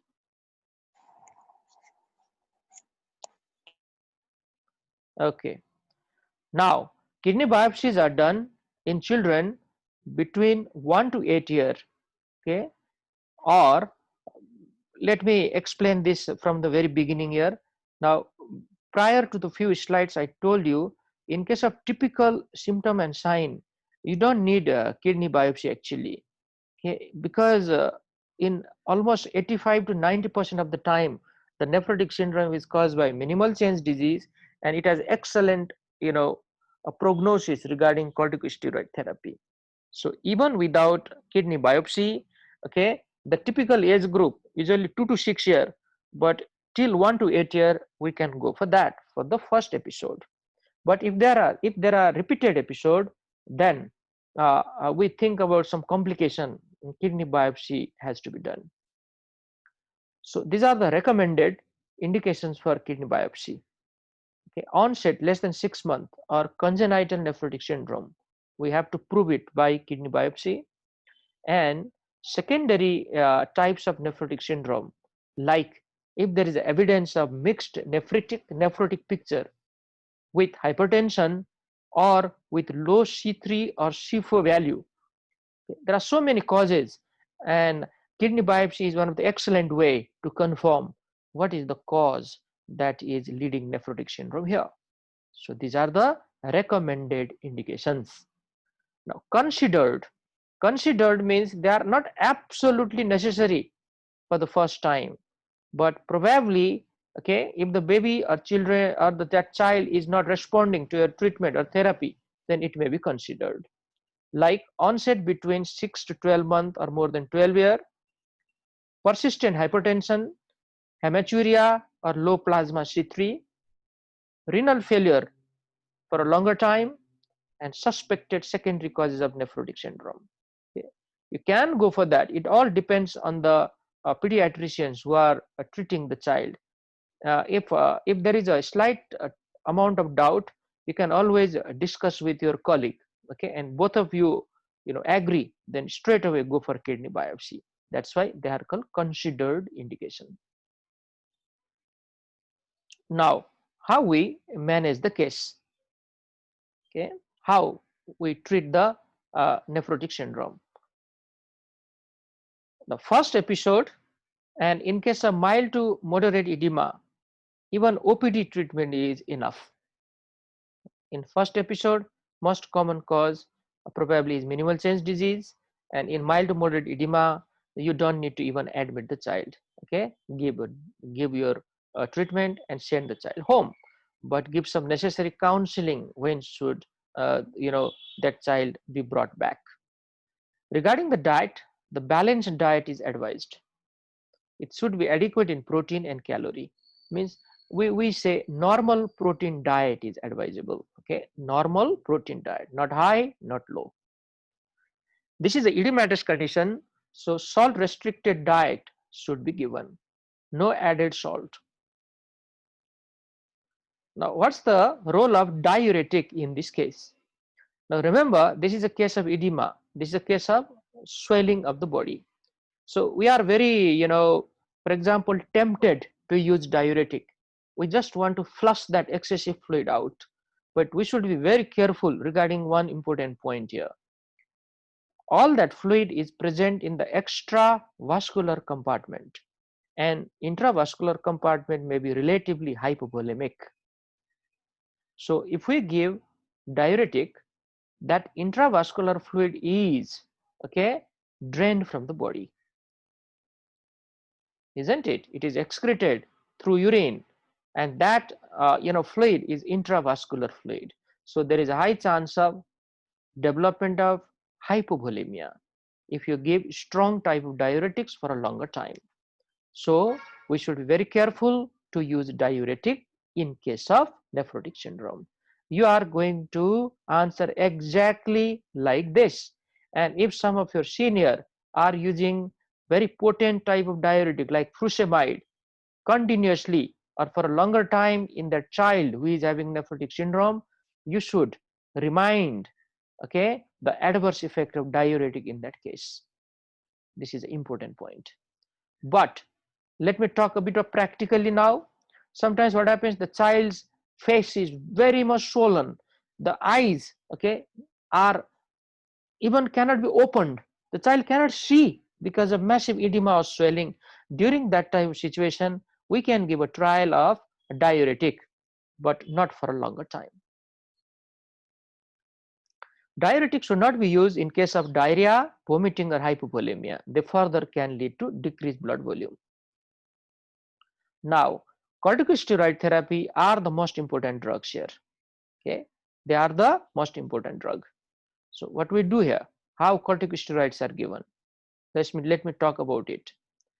Almost 90 to 95% of minimal change disease respond to corticosteroid. Okay, that is a high percentage. So they are wonderful drug in this case. 90 to 95% of minimal change disease respond to corticosteroid therapy. Around 70%, or we can call it about 2/3 of the child suffer relapse, okay, after we complete the therapy, but we don't need to worry. Again, same type of treatment is started if there is a relapse. We'll talk about what do we mean by relapse and what are the different causes. So again, same type of treatment is started. Because steroid is used for a long time, so there are multiple side effect or adverse effect of steroid you can expect in the child. One of the common type of adverse effect is Cushingoid appearance. Okay, the child looks swollen, the face become very rounded and plethoric. Okay, the child becomes very hungry. Okay, because corticosteroid stimulate the appetite. The child wants to eat all the time and gain weight excessively. That gain in weight is either because of that excessive appetite gain or because of the effect of corticosteroid itself. Now, what is the dose and duration of steroid here? So we usually go for prednisolone. Okay. Prednisolone is very commonly used as the treatment, and we give oral prednisolone. So these are the different way: 60 milligram per meter square per day, and maximum we give 80 milligram in any child. Okay. Maximum is 80 milligram. We don't exceed that limit. Or if you want to use per kg per day, it is 2 milligram per kg per day, and we divide that into 2 to 3 doses and give for 4 to 6 weeks. This is everyday or continuous type of therapy, which is followed by 40 milligram per meter square per day, or maximum 60 milligram, or if you want to use per kg per day, it is now 1.5 milligram, and we do that alternate day therapy. Okay, we do alternate day therapy, not continuously, and this is usually given in a single morning dose. Remember, in continuous therapy or everyday therapy we are dividing the doses, but here single morning dose is given for another 4 to 6 weeks. There is a very important reason why we do that, because if we give like that, then corticosteroid can be stopped abruptly. Okay, you don't need to worry about the side effect of corticosteroids like adrenal crisis. So that is a huge advantage if we treat the child like this. The median time of remission is 7 to 10 days. Now, remission means state of cure. During that condition, signs and symptoms are no more present. So it takes about 7 to 10 days for its action, and it is a very challenging time for the doctors. Actually, parents are constantly asking, when my baby is getting better, doctor, why it's taking so long time? And they force you all the time to use diuretic because they want that symptomatic relief in the child. Everybody wants that, but you should counsel them well. Okay, it takes some time for this medicine to start working, and your child will get better in about 7 to 10 days. Now, if relapse occur, evaluate and treat infection, because infections are the common cause of relapse. Probably urinary tract infection, probably skin or subcutaneous infection, and infection in other areas of the body. So we need to do CBC and other important tests. Now, relapse is also treated in the same way. See there, daily divided doses until remission is obtained, followed by alternate steroid. Okay, and this is given usually for 4 weeks. There is one important point here. If child requires steroid for more than 2 weeks in case of relapse, that is daily divided dose, we should refer it to the pediatric nephrologist, because relapse cases will respond earlier than the first case. So if first case we constantly give this steroid for 4 to 6 weeks, but in case of relapse, even in 2 week time or even earlier than that, the child may start to respond, and then we can switch that into the alternate day therapy. But if that is taking longer time, we may think like it's a complicated case of nephrotic syndrome, so refer to the pediatric nephrologist. Probably this child needs kidney biopsy. Now, there are certain definitions in case of nephrotic syndrome, and these are very commonly asked in your exam. Now, what are those? Now, look at what do we mean by remission here. Remission means state of cure. Now, how we know that? Urinary albumin is trace or nil. So, remember, in case of nephrotic syndrome, the urinary albumin, okay, is more than 40 milligram per meter square per hour. Now, if it becomes trace or nil, or See this, if it is less than 4 milligram per meter square per hour, it is called remission. And during that time, there should be no edema. And this should be present for 3 consecutive days, not only one time, for consecutive 3 days. If this is your finding in the urine, then you can say the child is in remission now. This is a very, very important point. Now, on the other hand, relapse means, okay, the signs and symptoms are coming back. The disease is coming back again.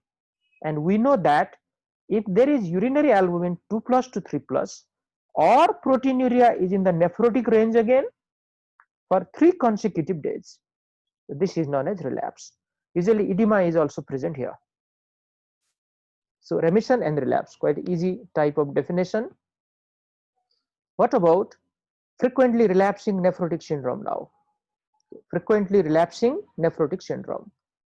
2 or more than 2 relapses within 6 months of initial treatment, or 4 or more than 4 relapses within any 12-month period is called frequently relapsing nephrotic syndrome.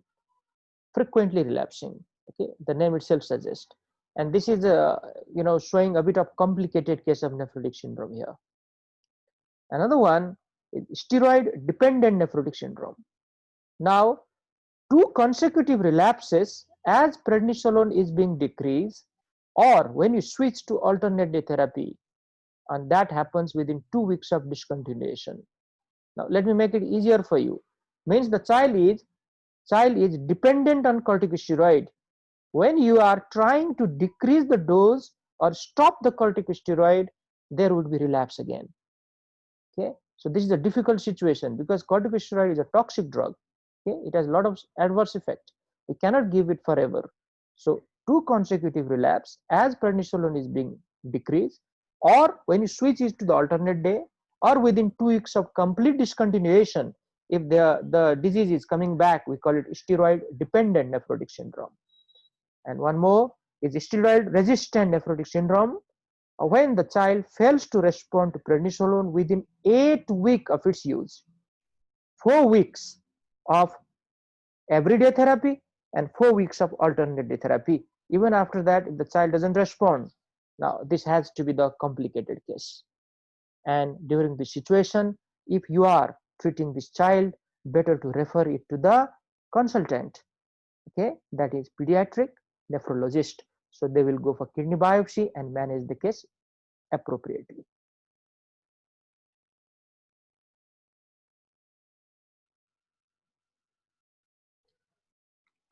Let's continue. We are talking about the treatment of a nephrotic syndrome. Now, apart from corticosteroids and diuretics in some of the cases only, what are the other medication? We can give antacid or S2 antagonist, okay, especially they are given along with corticosteroid because steroid can lead to gastritis or peptic ulcer disease. Calcium supplementations can be given because this is a disease of the kidney, and in case of disease of the kidney there may be a problem of vitamin D.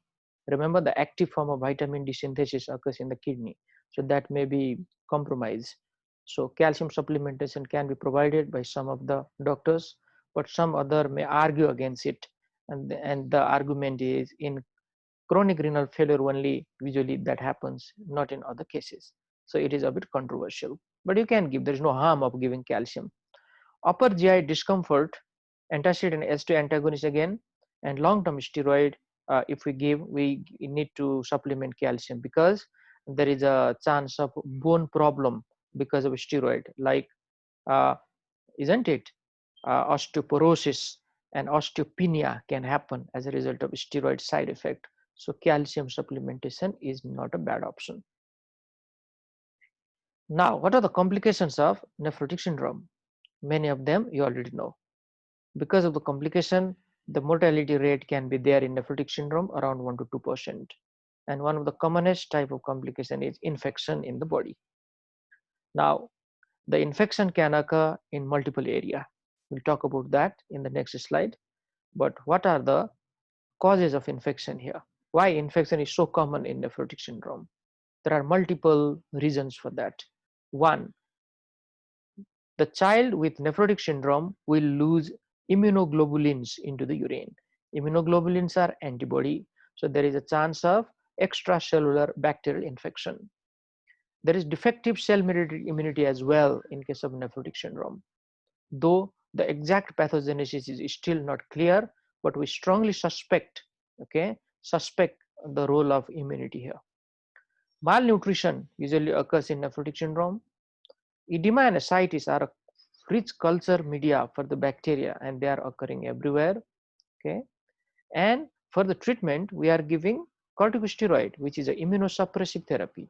So all these are combined together to cause infection.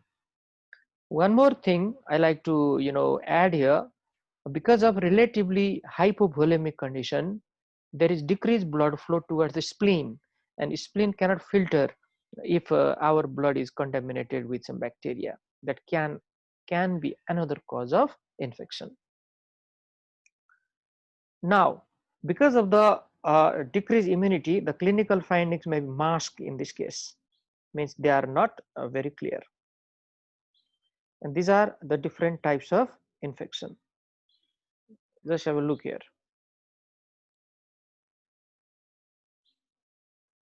There can be peritonitis. There can be pneumonia or lower respiratory tract infection. There can be urinary tract infection. There can be cellulitis, which is the infection of subcutaneous area, and there may be fungal infection in the body. So different areas of our body can be affected. And the common organism, look at the common organism here: streptopneumoniae, streptopyogenes, E. coli, and Staph aureus. So all of these are there. If you analyze, different types of organism may be found. In regarding the fungal infection, Candida and Aspergillus are more common than other. And these are the antibiotics which are given to control this infection. And these are the duration of treatment. So please go through them. From this slide, the important question for the students are: what are those infections which are quite common in nephrotic syndrome, and what are the reason that infections are common, which we are already explained.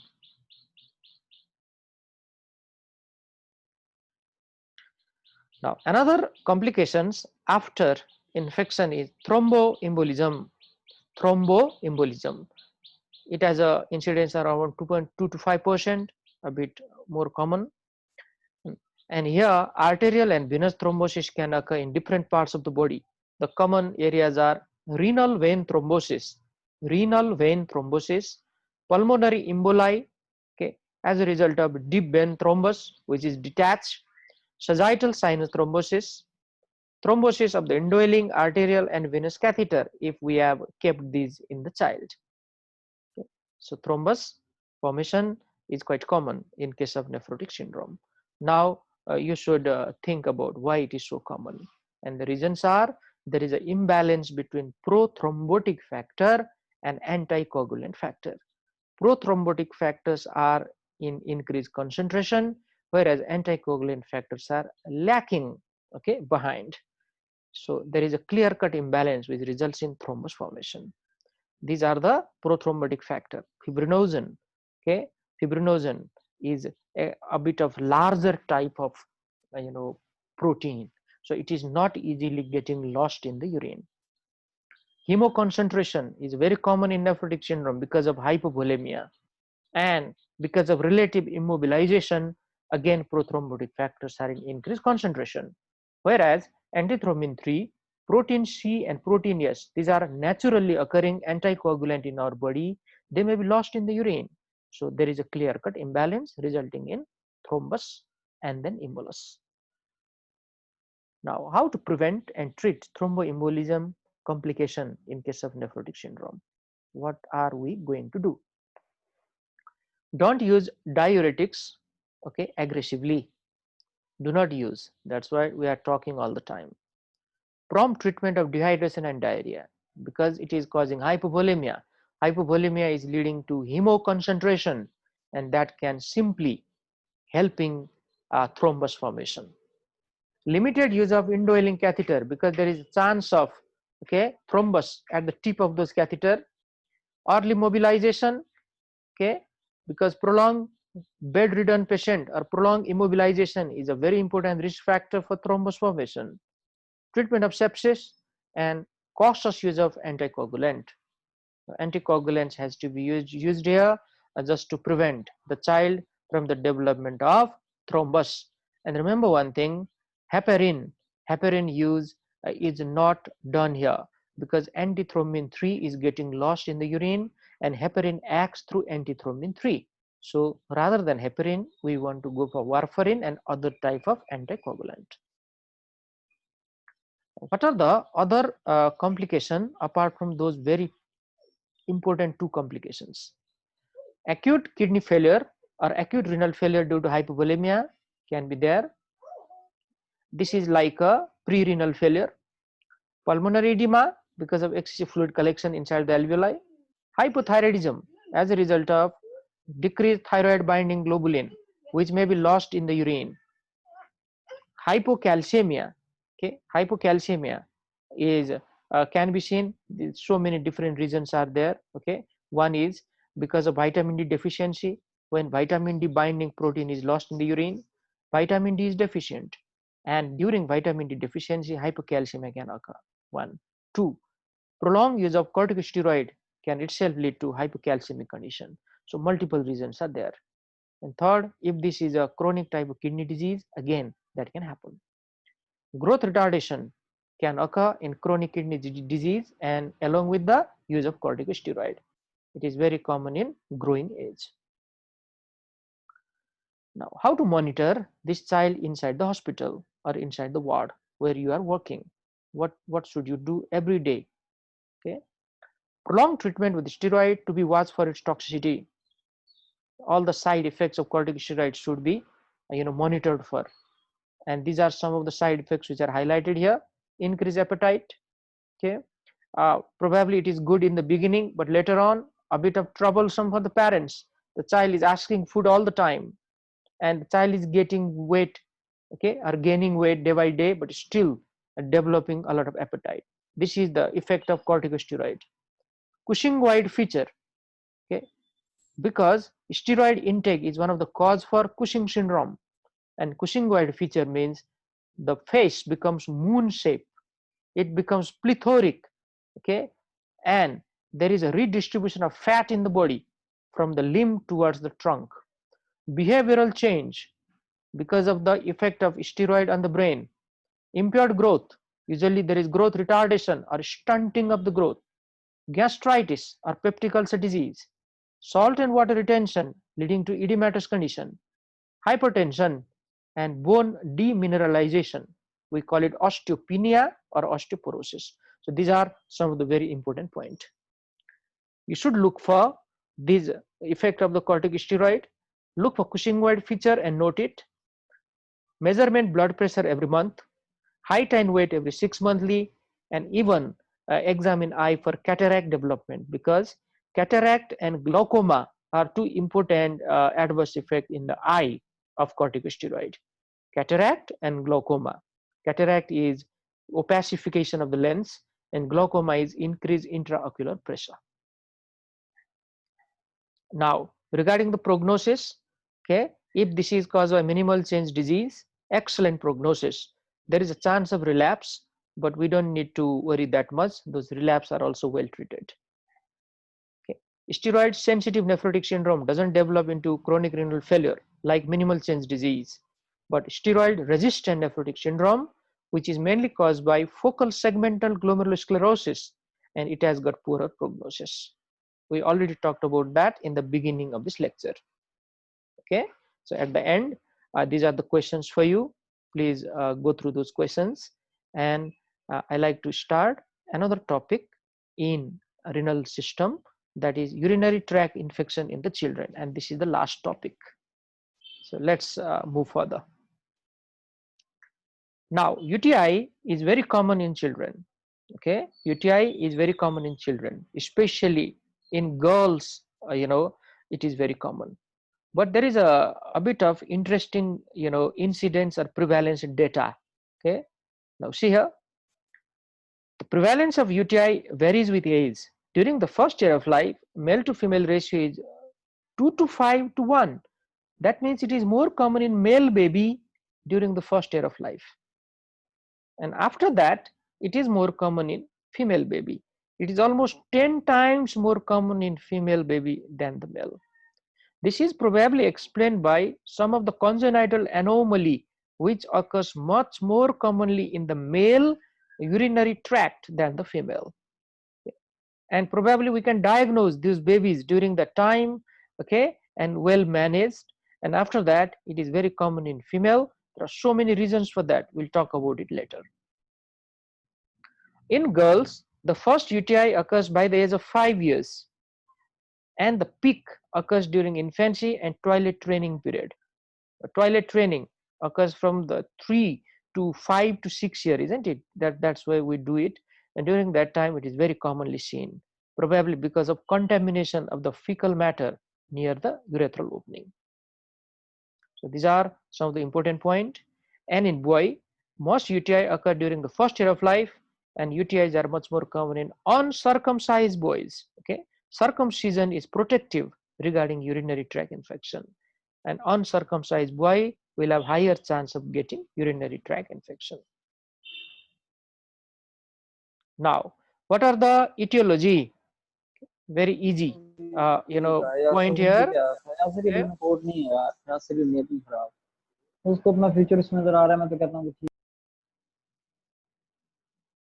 Okay, I have muted all of you now.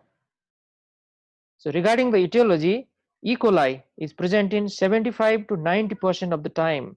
So E. coli is the most common causative organism everywhere. Whatever hospital you go and find out the data, E. coli is the most common organism. Apart from that, Klebsiella,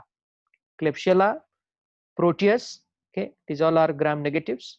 Enterococci fecalis, gram positive organism. It's one of the member of Streptococci family. Pseudomonas species, again gram negative. Staphylococcus saprophyticus, okay, as well as epidermidis can also lead to UTI sometimes. And this is staphylococci, isn't it? Gram positive cocci. And even adenovirus, it's an example of viral infection, and it can cause hemorrhagic cystitis. But among them, the most common bacteria is E. coli and other gram negative. So remember like that, and sometimes even gram positive or viruses may also be there.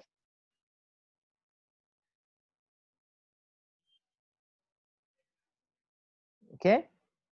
Now another important concept we need to know is what is the pathogenesis of urinary tract infection, how the microorganisms reach, okay, to the urinary tract. There are two important pathways. One is called descending pathway or hematogenous route, and another is ascending infection or ascending pathway. Ascending is much more common than the descending here. Now let's start with the ascending infection. In the beginning, what happens? The urethral opening or near to the urethral opening, okay, that area is colonized by these common bacteria. Somehow they reach there. Okay, in case of a female child, okay, or a girl, probably if she is not trained properly regarding toilet training, okay, then this area.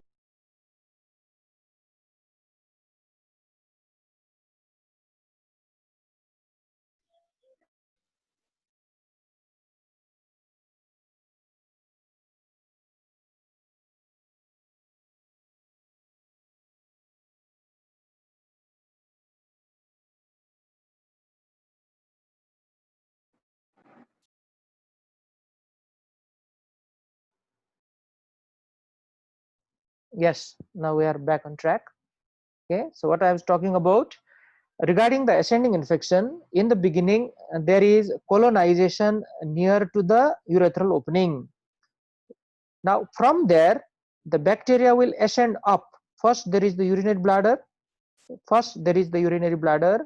and then, okay, they climb up towards the ureter, and ultimately there is the kidney.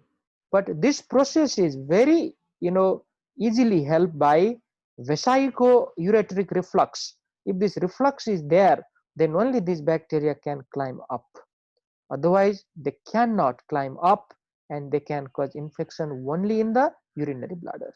This is a very, very important knowledge. This infection of the urinary bladder is called cystitis. It is a lower urinary tract infection, whereas because of vesico-ureteric reflux or vesico-ureteral reflux, you can say, it can go up and reach the kidney, and that is called pyelonephritis. On the other hand, hematogenous infection, it's a type of bacteremia or septicemia. So the bacteria can easily reach the kidney, okay, can lead to multiple focal infection in one or both kidney. And the common organism are Staph aureus and E. coli.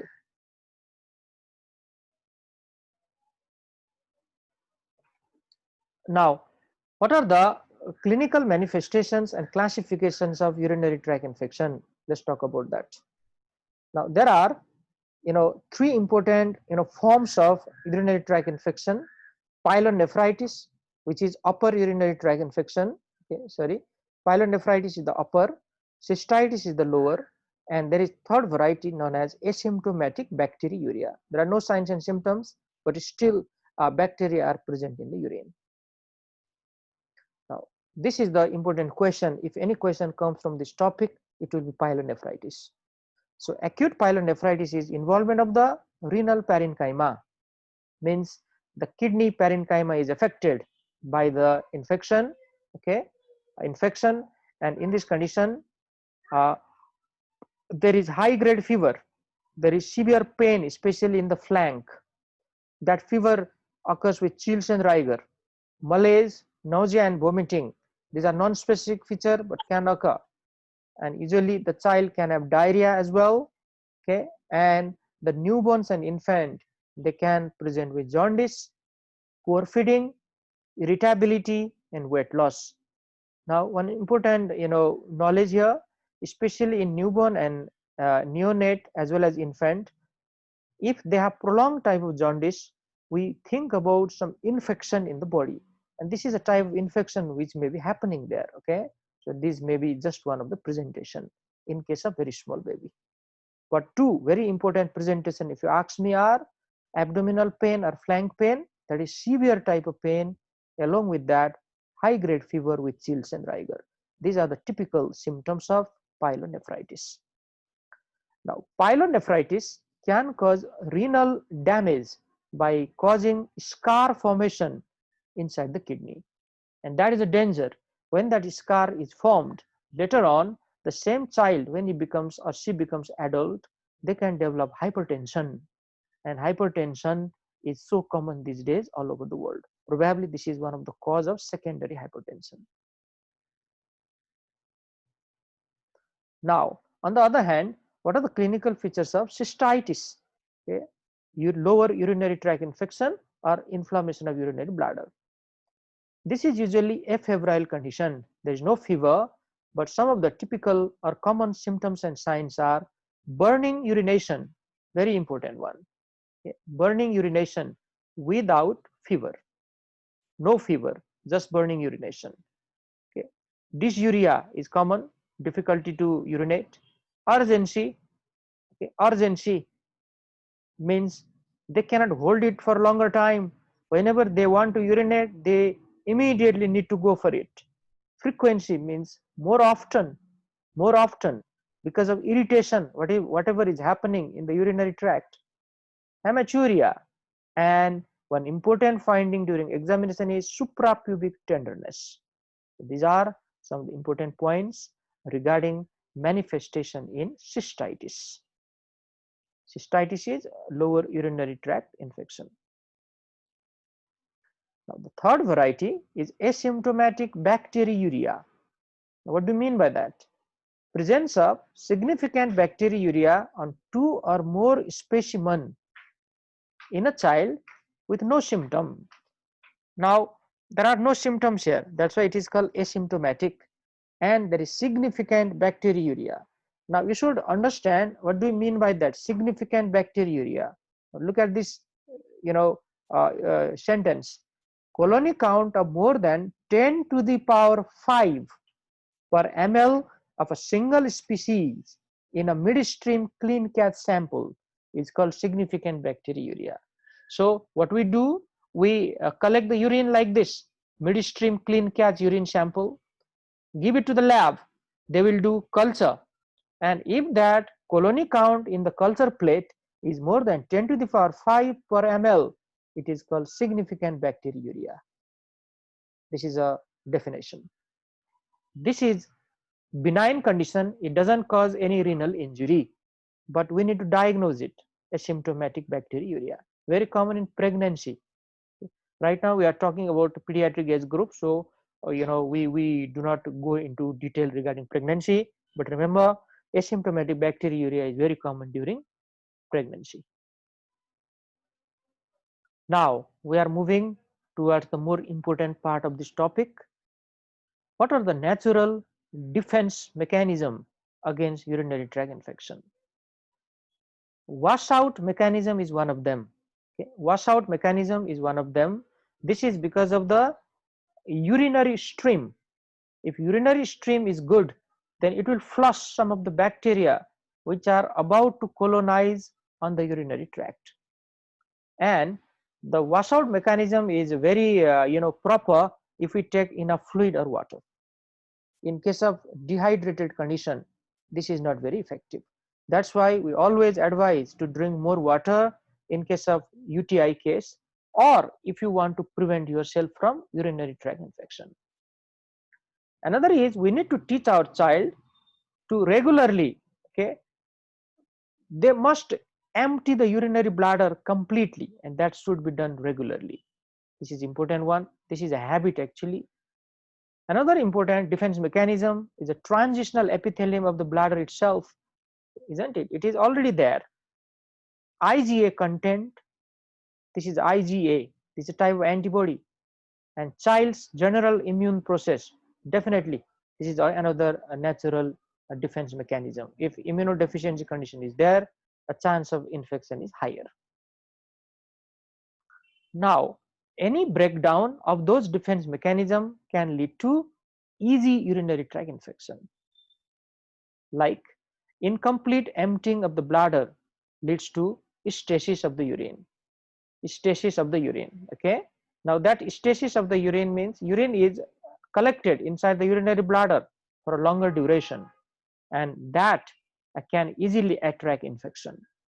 Now, what are the causes of stasis or collection of the urine there? Look at some of the causes here. They are quite, common one. One of the easiest cause any student can think is outflow obstruction, either because of mechanical cause like ureterocele. Okay, this is a cyst formation on the wall of the ureter which can cause compression. Stone, very easy to understand, and posterior urethral valve in case of male child. In yesterday's class, I talked about this. Functional causes like some neurological problem, cerebral palsy, spina bifida, or disease of the spinal cord. So all of these can result in outflow obstruction. Now, functional cause means probably urinary bladder cannot contract properly. Vesico-ureteral reflux is another one, which is refluxing the contaminated urine upwards towards the kidney. Incomplete voiding, okay, because of faulty bowel or bladder habit, the child has never learned to complete voiding of the urine, so it can happen. Infrequent passage of the urine in case of dehydrated child, for example, and constipation. Now the constipated sigmoid colon can give pressure on the ureter, and there is relative obstruction. So all of these are causes of stasis of the urine. Now there are multiple risk factors for urinary tract infection, and these are important questions from the exam point of view as well. Female sex, the female girl or girl is more chance of having a urinary tract infection than the boys. There's no doubt about it. Now one of the important cause here is the anatomical variation between the external genitalia of boys and girls. The gap between anal opening and the urethral opening is quite short in case of girl than in the boys, and the total length of the urethra is also okay, different. In boys it is longer than in the girl. So these are some of the important points regarding the risk factor. Uncircumcised male, we already talked about, okay, higher chance. Vesicoureteric reflux, higher chance.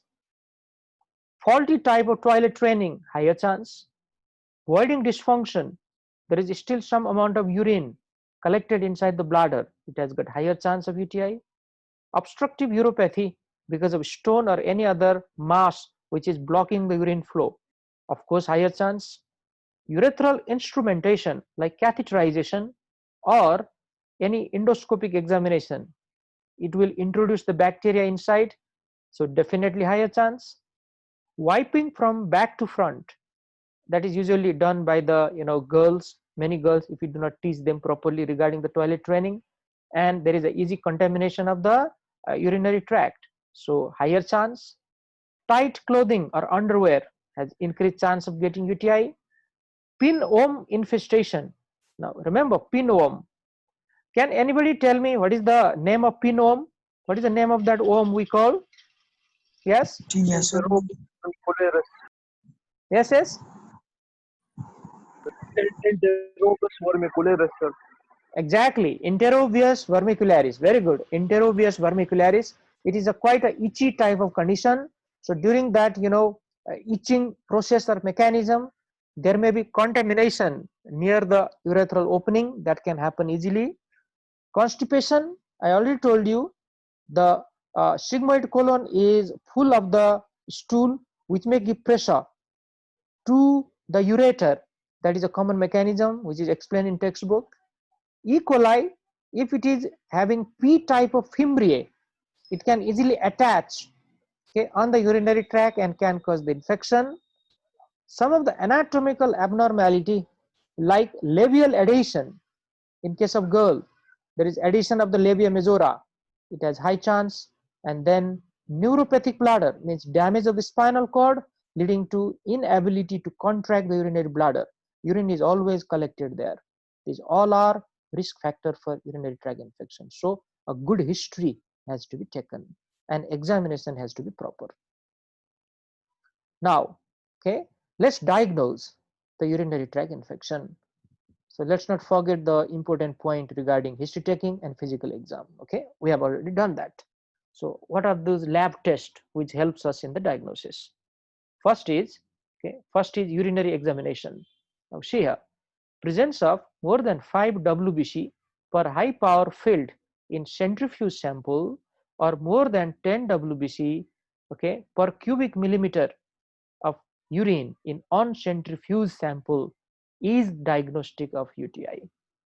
So you have to remember this point, otherwise you cannot interpret if somebody has got urinary tract infection or not.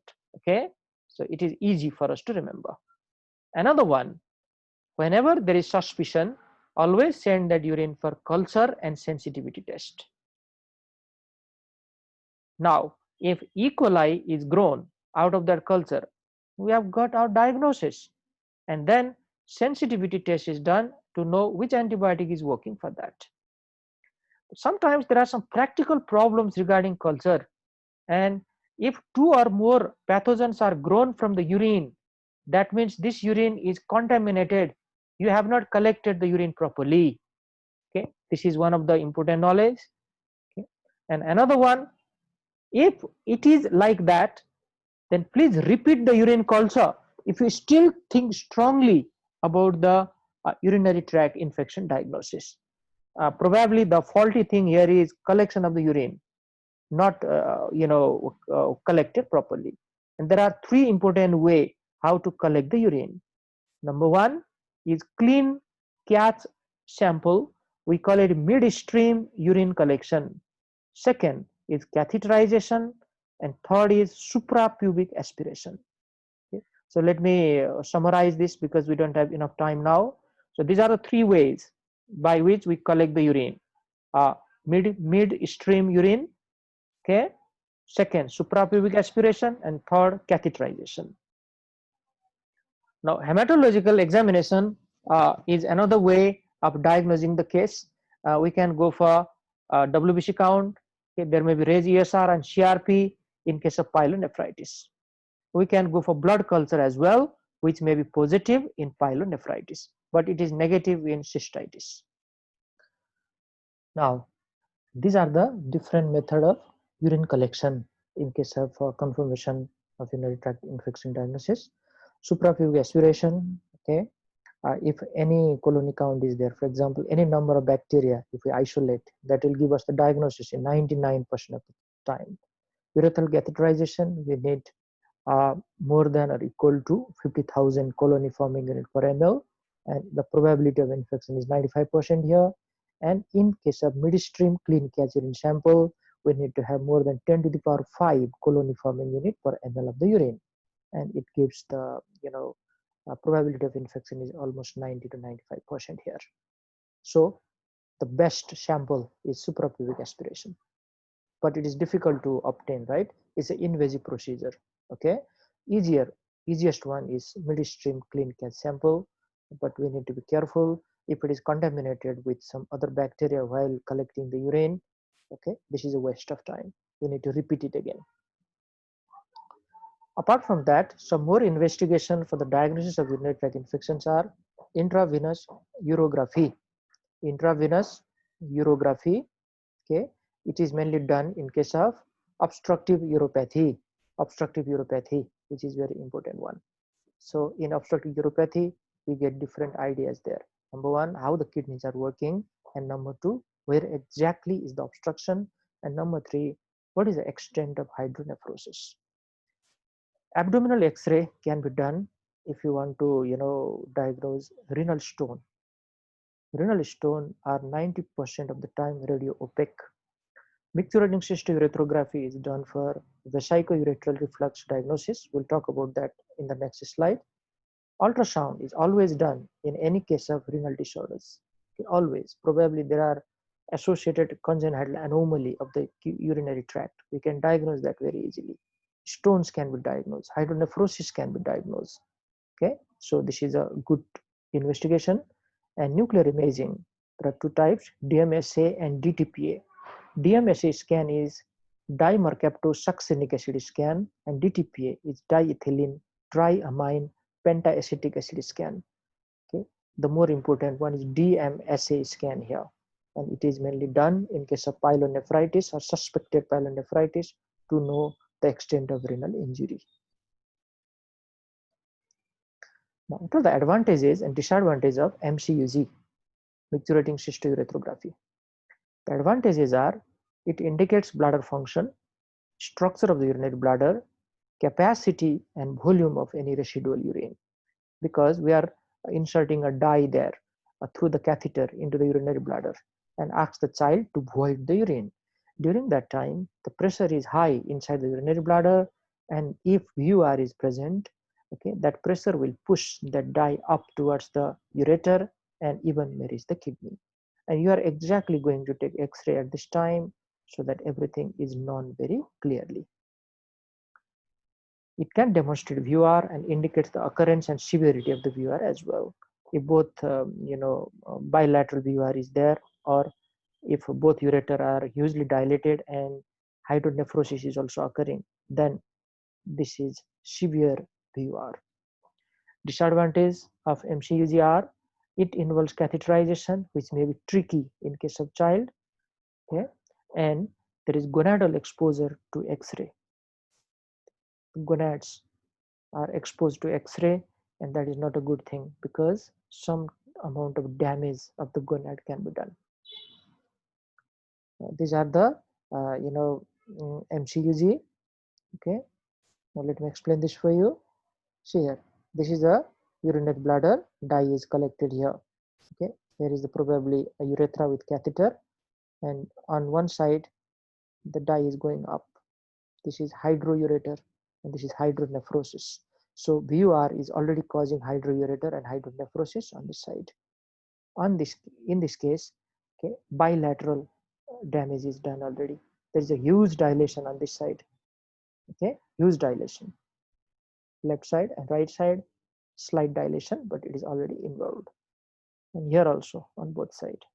So these are MCUG. Now, DMSA scan has got certain advantages, and the advantages are, see here, sometimes the questions can be asked in the Viva exam. It provides functional image of the kidney based on tubular activity, and renal scarring is suggested by asymmetry of the function, reduced size, and persistent focal defect of the optic. And this is the most important use of doing this DMSA scan. Renal scarring can be easily diagnosed. The radiation dose is lower than for urography, that means intravenous urography or IVU, and DMSA scan is useful where the renal function is impaired. During this time, we cannot go for intravenous urography because the dye would not be excreted out. Okay, so it is contraindicated. But DMSA scan can be done even in this situation. So these are some of the definite advantages. Now, how to manage the case and how to give prophylaxis to the child. Let's talk about it. This is important part of UTI discussion. In complicated urinary tract infection or infant younger than 3 months of age, we use IV antibiotic. Complicated UTI means pyelonephritis. Okay, IV antibiotics are used like ampicillin and gentamicin or ampicillin and cefotaxime or ceftriaxone. Rather than gentamicin, we love to use cefotaxime here. Gentamicin is a nephrotoxic drug, and the total duration may be 10 to 14 days.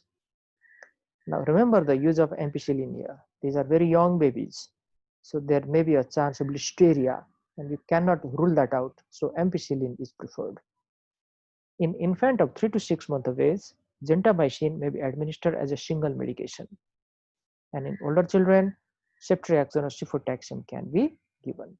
And this type of babies also cefotaxime can be given. It can be easily given in place of gentamicin.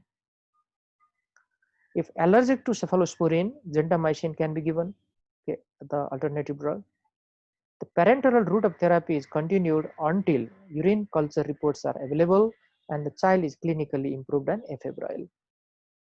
So if urine culture reports are available, and if that drug is sensitive according to the culture report, right, and if the child is improving, you can quickly change that drug into oral one. Otherwise, it should be continued for a few more days. Now, treatment with oral antibiotic is continued for 10 to 14 days for infants and children with complicated UTI and for 7 to 10 days for simple infection like cystitis. So cystitis is a simple infection or lower urinary tract infection. So 7 to 10 days may be enough, but for pyelonephritis, the oral antibiotics should be continued for a longer time, even after IV antibiotic is discontinued. Following the treatment of the UTI, prophylactic antibiotic therapy is initiated in children less than 2 years of age until appropriate imaging of the urinary tract is completed. Now, what do we mean by that? Remember, especially in case of pyelonephritis, there may be BUR present in the child, and that BUR can be diagnosed only by MCUG or micturating cystourethrogram. Until and unless we do that, we believe that there is BUR inside this child. So we give prophylactic antibiotic therapy until that period. Now, what are the supportive therapy apart from those definitive therapy? During an acute episode of pyelonephritis, maintain adequate hydration. Give enough fluid to drink. But if child cannot drink, if there is a repeated vomiting, probably IV fluid is also given. If a urine flow is more, if urine is diluted, then it will decrease dysuria in the child. The burning sensation is reduced, and also it will help to flush that excessive bacteria outside.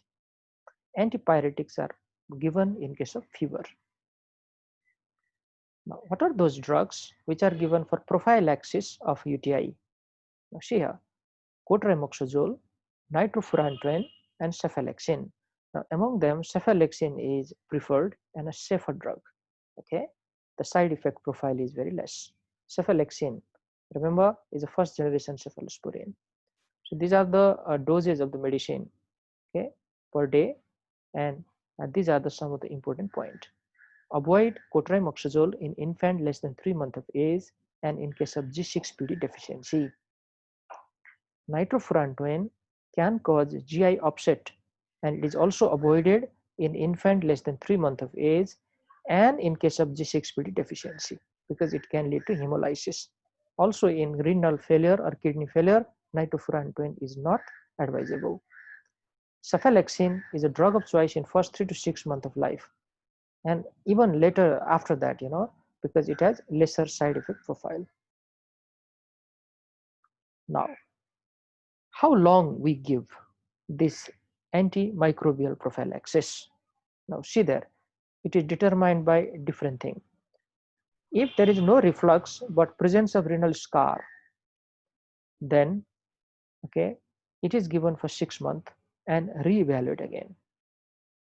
If no renal scar, if there is no reflux means no VOR is there, but once one episode of pyelonephritis has already occurred, there is no more risk of repeated pyelonephritis in the future, so you don't need to give it for a longer time. No reflux and no renal scar. If the child is less than 2 years, 6 months and reevaluate. In more than 2 years, there is no prophylaxis because by the time that junction, the vesico-ureteral junction is well developed and probably till 2 years it is still in the development phase. So this is the whole concept about it. And recurrent UTI without reflux or scar, any age, duration is given for 6 months. Just 6 months will be enough. So these are the indication and duration of antimicrobial prophylaxis. Now, urinary tract infection can be a very complicated one sometimes. So follow-up is necessary. So how to do that follow-up? Urine routine microscopic examination is done till 6 months. Or after that also we do 6 monthly for certain period.